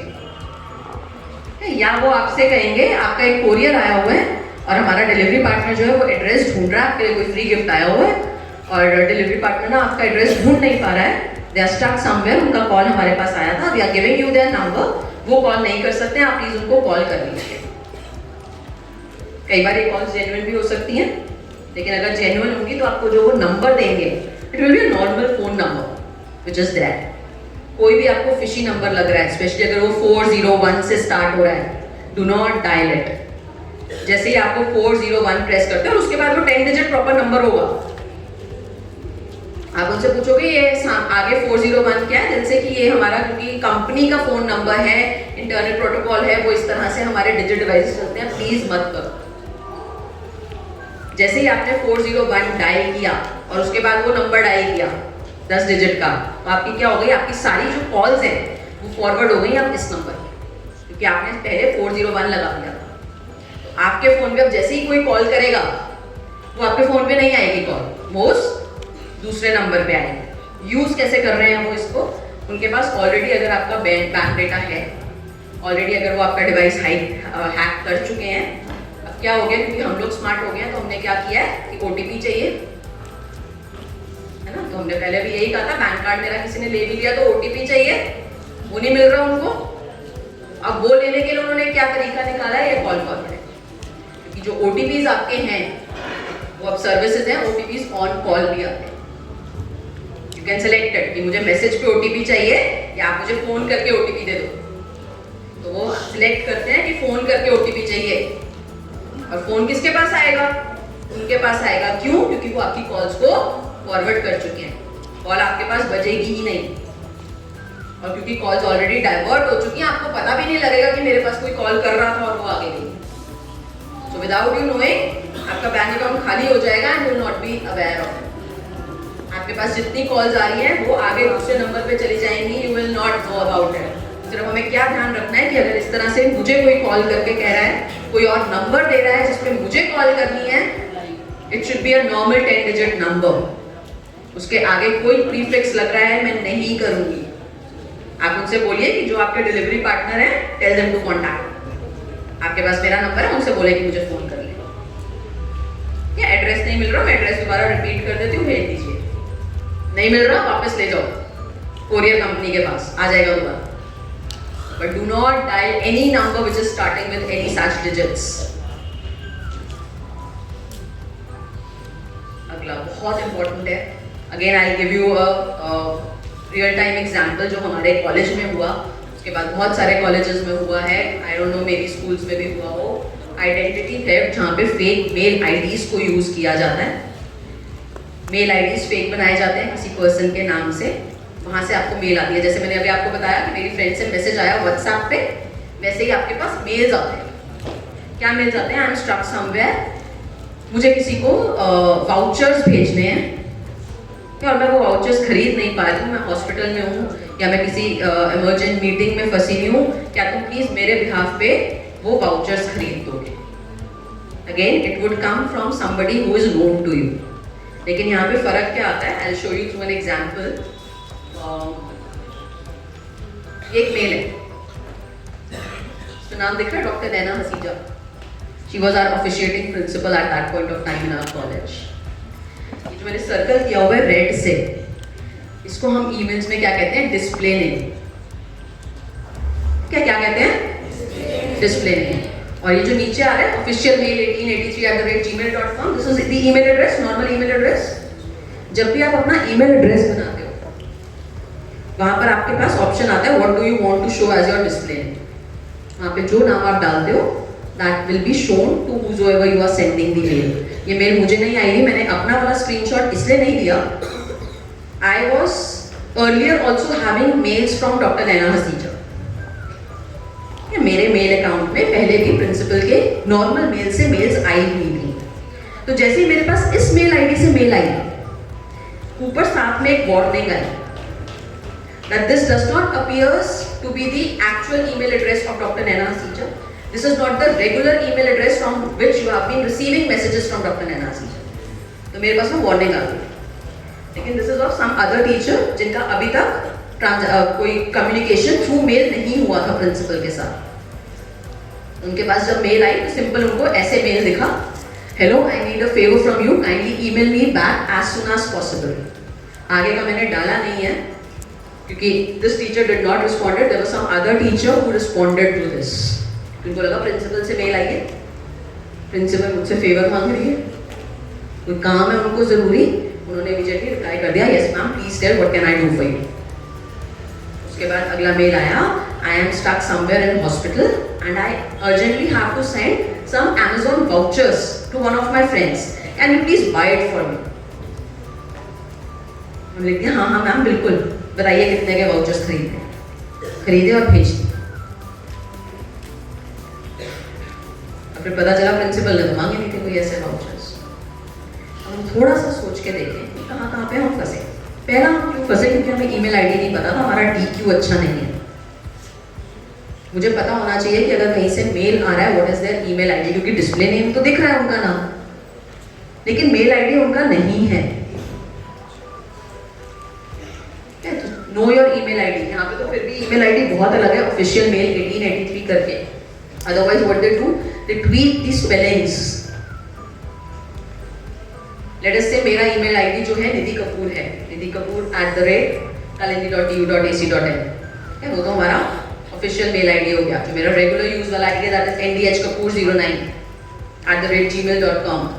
इसमें वो क्या करेंगे, कपूर है उसमें OR की जगह UR कर देंगे, एक O की जगह 0 लगा देंगे, जो आपके कैच में ना आए। सो बी वेरी केयरफुल, स्पेशली अगर इस तरह के कोई मैसेजेस आ रहे हैं जहाँ पे आपसे हेल्प मांगी जा रही है, फाइनेंशियल असिस्टेंस मांगी जा रही है। और थोड़ा सा सोच के देखें, मेरी प्रिंसिपल कह क्या रही है कि मैं हॉस्पिटल में हूँ या मैं किसी अर्जेंट मीटिंग में स्टक हूँ और उनका इंपॉर्टेंट काम क्या है कि मुझे Amazon वाउचर्स भेजने हैं किसी को। क्यों होगा ऐसा? कोई हॉस्पिटल में बैठा है इसका मतलब परेशान है, उस समय से ये सोच रही है कि Amazon वाउचर्स भेजने हैं किसी को। और अगर ऐसा है ही, अगर वाकई में किसी को इतना इंपॉर्टेंट काम है तो क्या वो कॉल नहीं करेगा? मेल तो जरूरी नहीं है मैंने उसी समय देखी हो, क्यों तो ये लिखा है ना अर्जेंट काम है। मेल तो हम हर टाइम खोल के नहीं रखते, लेकिन फोन तो जैसी मेरी प्रिंसिपल मुझे करेगी मैं उठाऊंगी ना, क्योंकि प्रिंसिपल के नंबर से कॉल आ रहा है। बट उतना हम दिमाग नहीं लगाते हैं किसी किसी टाइम पे। क्यों नहीं लगाते हैं? क्योंकि हमें पता नहीं है इन चीज़ों के बारे में। इसलिए हमें बहुत ध्यान में रखना है कि कौन से मेल से हमें मेल आ रहा है, क्या कह रहा है वो मेल, क्या वो ठीक मेल लग रहा है या नहीं लग रहा है।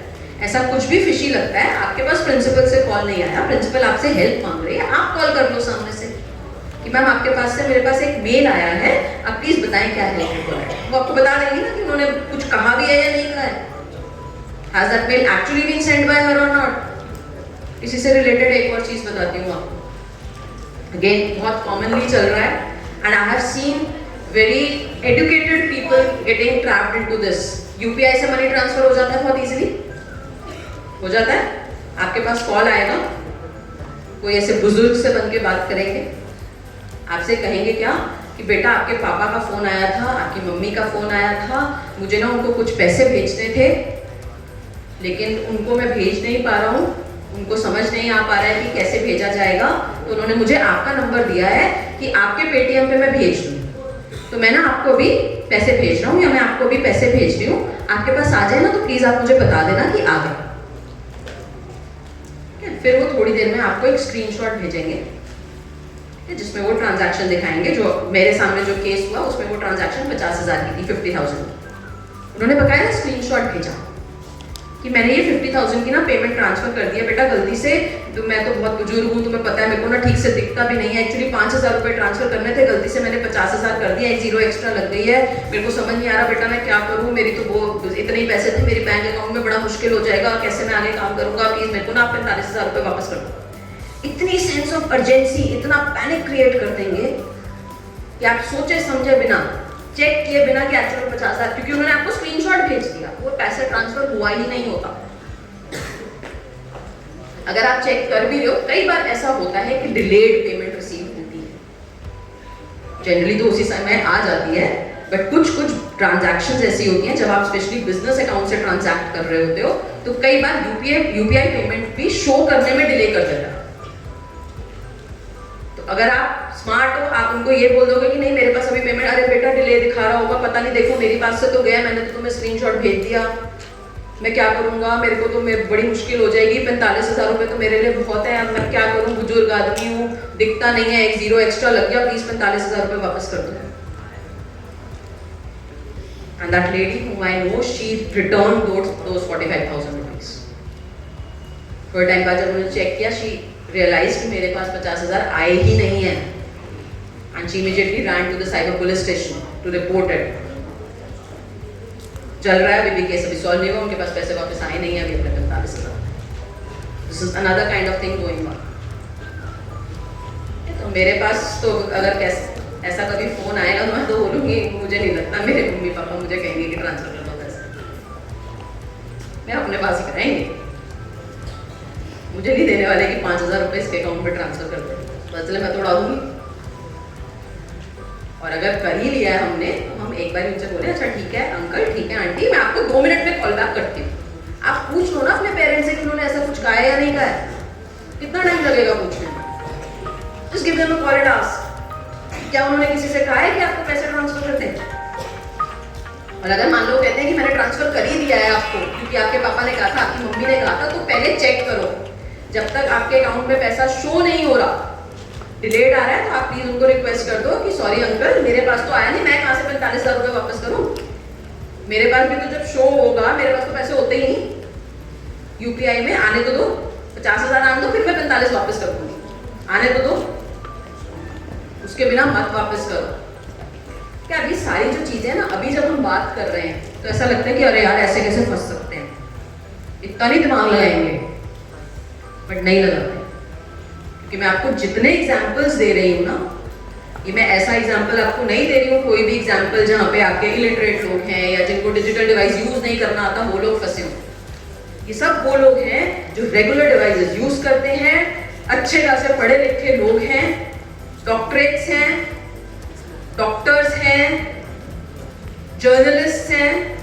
These people have got scammed under these things. Major reason क्या होता है? Fear, panic, greed, जो हमने सबसे पहले बात करी, उसी की वजह से हम फंसते हैं। तो जब हम उस सिचुएशन में एक्चुअली होते हैं ना, हम दिमाग नहीं लगा पाते हैं कि नहीं ऐसा नहीं हो सकता, ये ठीक नहीं लग रहा है।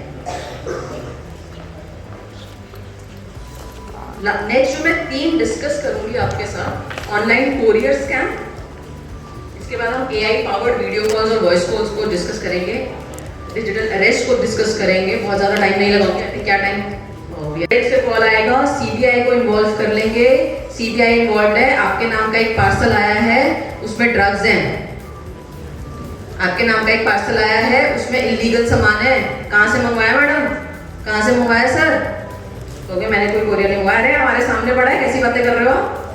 And they will use exact language as the law enforcement agencies use. They'll even send you documents from CBI, RBI. यहाँ से डॉक्यूमेंट्स आएंगे आपके पास, प्रॉपर आपको लगेगा उनके लेटर हेड पे डॉक्यूमेंट्स है, मेल भेजेंगे बकायदा, वो आपको आपके फोन पे व्हाट्सएप पे भेजेंगे आपको वो डॉक्यूमेंट्स, कि आपको लगेगा कि पता नहीं कौन सा कोरियर आ गया मेरे नाम पे। Recently, under this kind of a scam, a doctor has paid 4.7 crores. इसी स्कैम में, ऑनलाइन कोरियर स्कैम में, कि आपके नाम पे कोरियर आया हुआ है, इलीगल सामान है जी, हम तो रिपोर्ट कर देंगे, वहीं से घर से आके उठा देंगे तुम्हें, साथ में तुम्हारे फैमिली वालों को भी उठा के लेके जाएंगे, कौन सा इलीगल धंधा चला रखा है तुमने डॉक्टरी के नाम पे। क्योंकि सोशल मीडिया पे आपके फैमिली मेंबर्स का नाम है, उनके नाम ले लेके बताएंगे कि इसको यहाँ से उठाएंगे, इसको यहाँ से उठाएंगे, नहीं तो तुम फटाफट से फाइन पे करो। ज्यादा आप बात करोगे तो थोड़े से नरम हो जाएंगे, कहेंगे अच्छा चलो आधार नंबर बताओ अपना। आधार नंबर लेंगे, उसका कहेंगे जो आधार नंबर है आपका मनी लॉन्ड्रिंग के लिए यूज हो रहा है सर जी।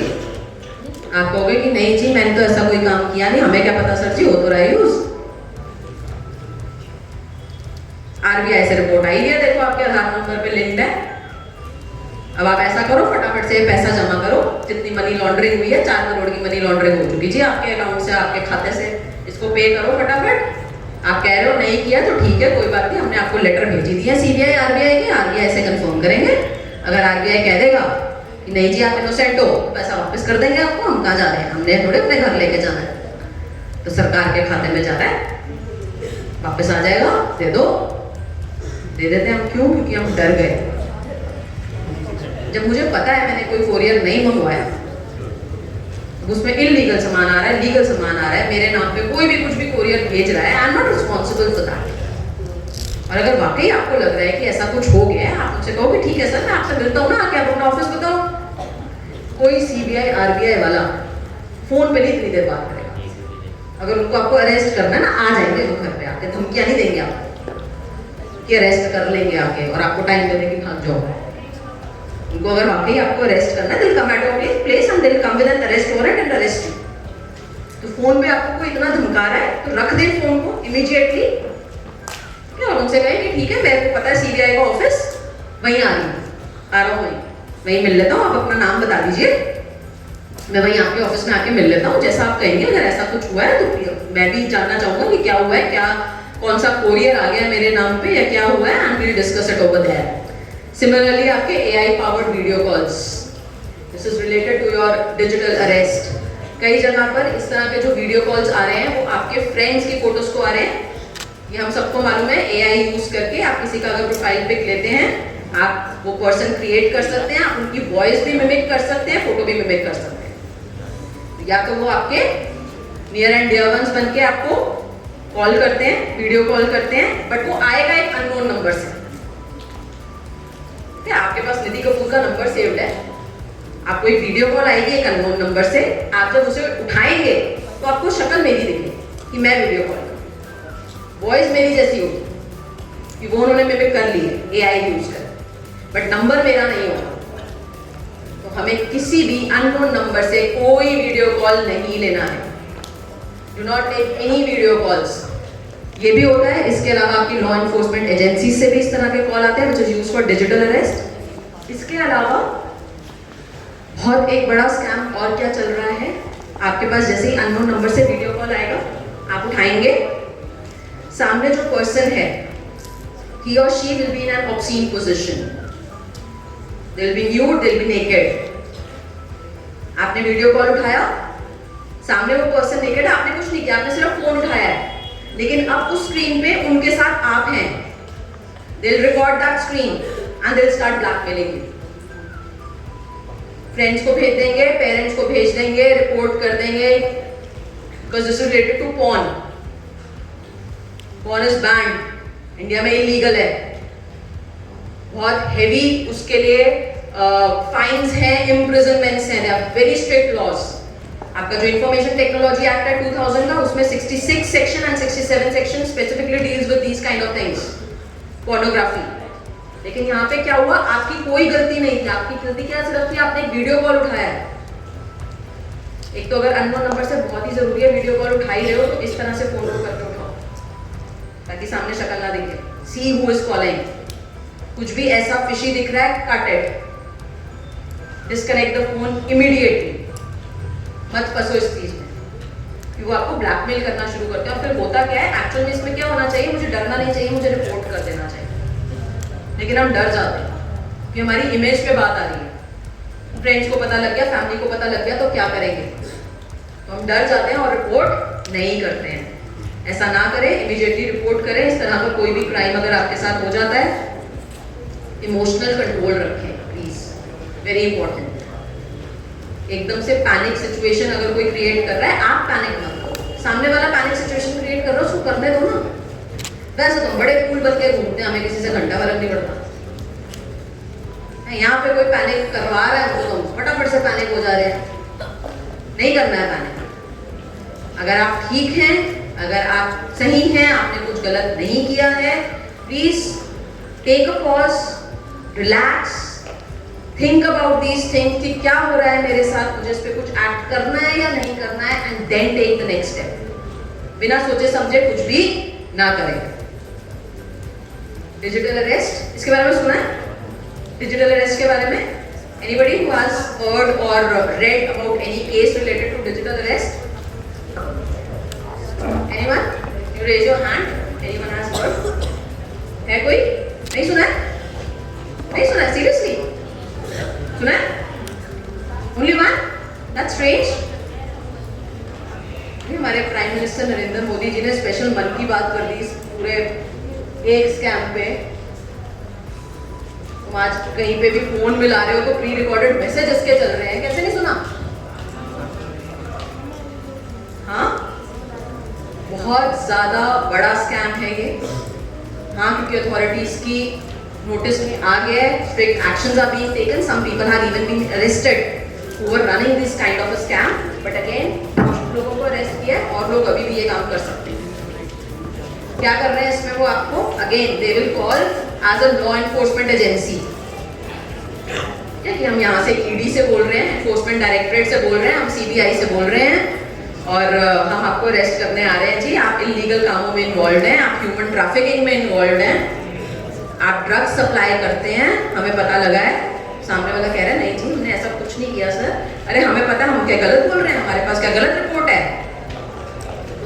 और जो इस तरह के स्कैम्स हुए हैं, they take you on video calls और उन वीडियो कॉल्स में they have created a proper setup of entire police department. आप जब उनसे बात करेंगे ऑनलाइन, पीछे आपको पुलिस वाले आते जाते भी दिखेंगे। वो जो पर्सन बैठा हुआ दिखेगा वो पूरा पुलिस ऑफिशियल की ड्रेस में होगा। आप सर्च कर लीजिए उनका नाम, वो एक्चुअल पुलिस ऑफिसर का नाम यूज कर रहे हैं, एक्चुअल पिक यूज करके फेक एआई से क्रिएट कर रहे हैं वहां पर। तो आप ये आपको लगेगा हाँ एक्चुअल पुलिस ऑफिसर है। पुलिस स्टेशन में वो दरवाजे की जो खुलने बंद होने की आवाज आती है वो भी आएगी आपको बीच बीच में। पीछे से भी आवाजें आएंगी कि किसी को डंडे बढ़ रहे हैं या किसी और को अरेस्ट करके बैठा। They have created entire scene कि आपको लगे कि एक्चुअल कॉल आ रही है। आपको वो डिजिटली अरेस्ट कैसे करके रखते हैं, आपको कहेंगे आप ये फोन काटेंगे नहीं जी, वीडियो कॉल पे रहेंगे आप पूरा टाइम 24 घंटे, जब तक हम आ नहीं जा रहे, जब तक ये केस सॉल्व नहीं हो रहा। हिलोगे नहीं यहाँ से, सामने से हमारे बैठ जाओ यहीं पे, सारे डिवाइसेस अपने उठा के यहाँ पे रख दो, हाथ मत लगा लेना, नहीं तो पूरे 40 लोगों को लेके टीम को लेके आएंगे तुम्हें अरेस्ट करने के लिए। क्यों आएंगे 40 लोगों की टीम को लेके मुझे अरेस्ट करने के लिए? एक भी आएगा तो मेरे को अरेस्ट कर ही लेंगे। ऐसा कौन सा कांड कर दिया मैंने तो कुछ किया ही नहीं है। नहीं डरना है, काट दो उसी समय उस वीडियो कॉल को। एक तो सबसे पहले इस चीज को समझ लो, कोई भी लॉ एनफोर्समेंट एजेंसी, कोई भी पुलिस वाला आपको व्हाट्सएप कॉल नहीं करेगा। ये लोग क्यों व्हाट्सएप कॉल करते हैं? बिकॉज वो एनक्रिप्टेड है, रिकॉर्ड नहीं हो सकती। जो एक्चुअल एजेंसीज है वो आपको व्हाट्सएप कॉल नहीं करेंगी, वो आपको ऑनलाइन नहीं अरेस्ट करेंगी। उनको अरेस्ट करना तो घर आके उठा के ले जाएंगे 2 डंडे मार के। अगर ऐसा कुछ भी हो रहा है, please become aware of this and I am quite surprise आपने इसके बारे में नहीं सुना है। नहीं सुना है तो प्लीज पढ़ना इसके बारे में आज जाके। You will even get the cases which have happened, some drastic cases have happened. A girl was digitally arrested and again she was a doctor. उसको डिजिटली अरेस्ट किया गया, उसको पूरा न्यूड करवाया गया इन द नेम ऑफ कि हमें search करना है, कपड़े उतारो। Police officer, lady police officer यहाँ बैठी है, उसकी वीडियोस रिकॉर्ड की गई एंड देन उसको ब्लैकमेल किया गया and she paid hefty amount under this scam. कैसे पता लगा? ये बाहर तभी आया था, that was one of the first cases reported. After that she talk to one of her friends, सब कुछ हो जाने के कुछ टाइम बाद, because she was in such a shock कि उसने किसी से बात भी नहीं करी बहुत टाइम तक। Then she talked to one of her friends. Luckily वो जो friend है उनके husband जो हैं, he was related somehow to the cybercrime cell. Immediately उन लोगों ने रिपोर्ट करके इस पे एक्शन लेना स्टार्ट किया and that is how this came into picture. उसके बाद और बहुत सारे डिजिटल अरेस्ट हुए हैं। उसी के बाद specially prime minister held a special मन की बात प्रोग्राम ऑन दिस टॉपिक सोनली। तो ये बहुत ऐसे स्कैम्स हैं कि हम घबरा जाते हैं, हम डर जाते हैं। हम नहीं डरेंगे, आज हमने सीख लिया, हो सकता है हमारे पेरेंट्स को इसके बारे में ना पता हो, हमारे एल्डर्स को इसके बारे में ना पता हो और वो फंस जाएं। जैसे मैंने बताया, मेरी मम्मा को कॉल आया था, जो उनके पास कॉल आया था उसमें जो डीपी लगी हुई थी, it was of a police officer. तो आपको बिल्कुल लगेगा कि पुलिस से कॉल आ रहा है और आप घबरा जाओगे। ये तो डरना नहीं है, लालच नहीं करना है, डरना नहीं है। नहीं कुछ गलत किया है तो please be very sure about it कि मैंने कुछ गलत नहीं किया। और अगर कुछ गलत हो ही गया, अगर लेटर से पुलिस केस बन ही गया मेरे ऊपर, तो I will come to the police station. I will not talk on phone with the police वालस, स्पेशली ऑन व्हाट्सएप कॉल्स। आप इमीडिएटली जाओ, अपने लोकल पुलिस स्टेशन में चले जाओ कि मेरे पास ऐसे ऐसे कॉल आ रहा है, सर आप प्लीज वेरीफाई करवाओ ये है क्या, एक्चुअल पुलिस से कहीं से कॉल आ रहा है क्या, सीबीआई से कॉल आ रहा है, ईडी से कॉल आ रहा है। आप कॉल को कट करो, उनकी वेबसाइट पे जाओ, आपको जेन्युइन नंबर्स मिलेंगे, उस पर कॉल करके पूछो कि मेरे पास ऐसा कॉल आया है ईडी से, please tell me what is the case against me and then act on it. ऐसे ही मत फंसे। लास्ट, अगर हम विक्टिमाइज हो ही गए, चैन की सांस, अगर विक्टिमाइज हो ही गए हैं तो हमें ये भी पता होना जरूरी है कि हमें रिपोर्ट कैसे करना है। कि हमारे साथ मेजर प्रॉब्लम ये भी है, हमें यही नहीं पता कि रिपोर्ट कैसे करना है। पहली चीज, आपके पास एक हेल्पलाइन नंबर है 1930, प्लीज इसको सेव करके रखें। जैसे आपने वुमेन हेल्पलाइन नंबर सेव किया है, पुलिस का नंबर आपके पास सेव होता है, इसको भी सेव करके रखें। साइबर सेल का हेल्पलाइन नंबर है 1930। Anything happens, immediately call on this number. Go to a police station. आपके साइबर सेल्स हैं हर एरिया के, आप अपने एरिया का नियर बाय साइबर सेल ढूंढ के रखें। अगर वो ज्यादा दूर है, आपको नहीं समझ में आ पा रहा कहाँ जाना है, आप लोकल पुलिस स्टेशन चले जाएं, they'll help you out. वहां से नहीं समझ में आ रहा है, नहीं हेल्प हो पा रही है, या पुलिस स्टेशन नहीं जाना चाहते हैं, क्या कोई फियर है कि नहीं जाना police station, you can file an online complaint. Website है cybercrime.gov.in। यहाँ पे आप जाएंगे, उन्होंने टाइप्स ऑफ क्राइम डिफाइन किए हुए हैं, क्या हुआ है आपके साथ। साइबर बुलिंग हुई है, वुमेन रिलेटेड क्राइम हुआ है, चाइल्ड रिलेटेड क्राइम हुआ है, फाइनेंशियल क्राइम हुआ है, या कोई और तरह का क्राइम हुआ है। For everything they have made that portal. आप उस पर क्लिक कीजिए, आप अपनी कंप्लेंट फाइल कीजिए। अगर चाइल्ड रिलेटेड, वुमेन रिलेटेड कोई भी क्राइम है, उसमें even they have given you an option that you can file an anonymous complaint. आप अपनी आइडेंटिटी रिवील नहीं करना चाहते हैं, मत कीजिए, कंप्लेंट फाइल कर दीजिए, so that they can take an action. उसके अलावा दो एप्स के नाम दिए हैं मैंने यहाँ। एक है आपका mKavach 2 app, these both have been made in conscience with the ministries। एक MHA के साथ है और एक मिनिस्ट्री ऑफ कम्युनिकेशन के साथ है। दूसरा है आपका साइबर दोस्त ऐप। ये दोनों एप्स जो हैं, ये आपको लर्निंग का एक इन्होंने पोर्टल दे रखा है। जितना मैंने आज आपको बताया, most of it you will find on these portals also. सारे तो नहीं मिलेंगे, एग्जाम्पल्स नहीं मिलेंगे, हर तरह का क्राइम नहीं मिलेगा, but at least 4-5 of these crimes, financial crime specially जितने भी हैं, वो इन दोनों ऐप्स को उन्होंने आपको बताया हुआ है क्या मॉडस ऑपरेंडी फॉलो होता है, किस तरह से आपको अपने आप को बचाना है। On these apps they have given you links to report. तो अगर आपके पास ये ऐप डाउनलोडेड है, आपको ये वेबसाइट याद नहीं रहती, आपको हेल्पलाइन नंबर याद नहीं रहता, आप ये ऐप खोलोगे, वहीं पे आपको दिख जाएगा। इसके अलावा साइबर दोस्त ऐप जैसे ही आप ओपन करते हैं, इसमें आपको कोई लॉगिन नहीं करना, आपको सिर्फ अपने फोन पे, अपने डिवाइस पे डाउनलोड करना है। Every day if you open the cyber दोस्त ऐप, ओपन करते ही वो ऊपर एक बार दिखाता है आपको, जिसमें इट शोज यू कि आपका रिस्क कितना है एज ऑफ नाउ इस डिवाइस पे। Is it on low risk, medium risk और हाई रिस्क। उसके साथ वो आपको ये बताता है कि कौन कौन से ऐसे ऐप्स आपके डाउनलोडेड हैं which is taking you to medium risk और हाई रिस्क। इमीडिएटली अनइंस्टॉल कर दूंगा ऐप्स को अगर वो यूज के ऐप्स नहीं है। ऑटोमेटिकली आपका रिस्क फैक्टर कम हो जाएगा, वहां पे वो रिस्क बार मूव कर जाएगा। तो दीज आर इंपॉर्टेंट एप्स, इनको डाउनलोड करें। This protects your phone, this helps you in managing your phone devices. mKavach 2 app अगर आप डाउनलोड करेंगे, वहां पे लॉगिन क्रिएट करके you have to log in and it gives you all the more better protection.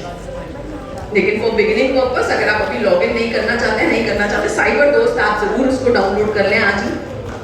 Immediately आपको at least अपने device का risk factor पता लग जाएगा and you will be able to take action on it. ठीक है? एक चीज जो हमें अब ध्यान में रखनी है, जो आज हमने कर लिया है, RRR मूवी कितनों ने देखी है? देखिए ना, नाम याद रहेगा RRR। RRR के साथ का उसका फुल फॉर्म थोड़ा सा चेंज कर दिया मैंने। Relax, don't panic. कुछ भी हो रहा है, take a minute, relax, clear your mind. Panic नहीं करना है, एकदम से डरना नहीं है. रीथिंक, सोचो क्या हो रहा है मेरे साथ. So do not act immediately. Think about the situation. Think about what is happening with you. And last, report. कुछ भी गलत हो ही गया है, do not fear कि हम क्यों रिपोर्ट करें, अरे पता नहीं हमें ट्रबल करेंगे, कोई आपको ट्रबल नहीं करेगा. It is important to report such cyber crimes. आप रिपोर्ट नहीं करोगे तो cyber police, cyber cells help out नहीं कर पाएंगे, साइबर क्रिमिनल्स को नहीं पकड़ पाएंगे. ठीक है, तो RRR, relax. You do not have to panic. Rethink about what you are trying to do. करना जरूरी है या नहीं. And then, if you have been victimized, please report. Do not think कि नहीं मुझे रिपोर्ट नहीं करना है, मैं फंस जाऊंगी या कुछ हो जाएगा. कुछ नहीं होगा. ठीक है, क्लियर है? Thank you.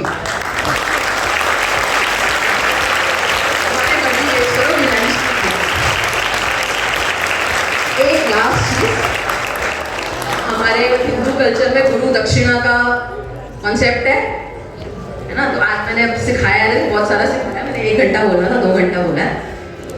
तो गुरु दक्षिणा में क्या चाहिए, आप आज जब घर जाएंगे उसके बाद आप एटलीस्ट 5 लोगों के साथ इन चीजों को डिस्कस करेंगे जिनको इसके बारे में नहीं पता है. It can be your family members, it can be your friends who have never heard about these things, who are not aware about these scams. क्योंकि this is the best way to fight against cyber crimes कि आप awareness दें.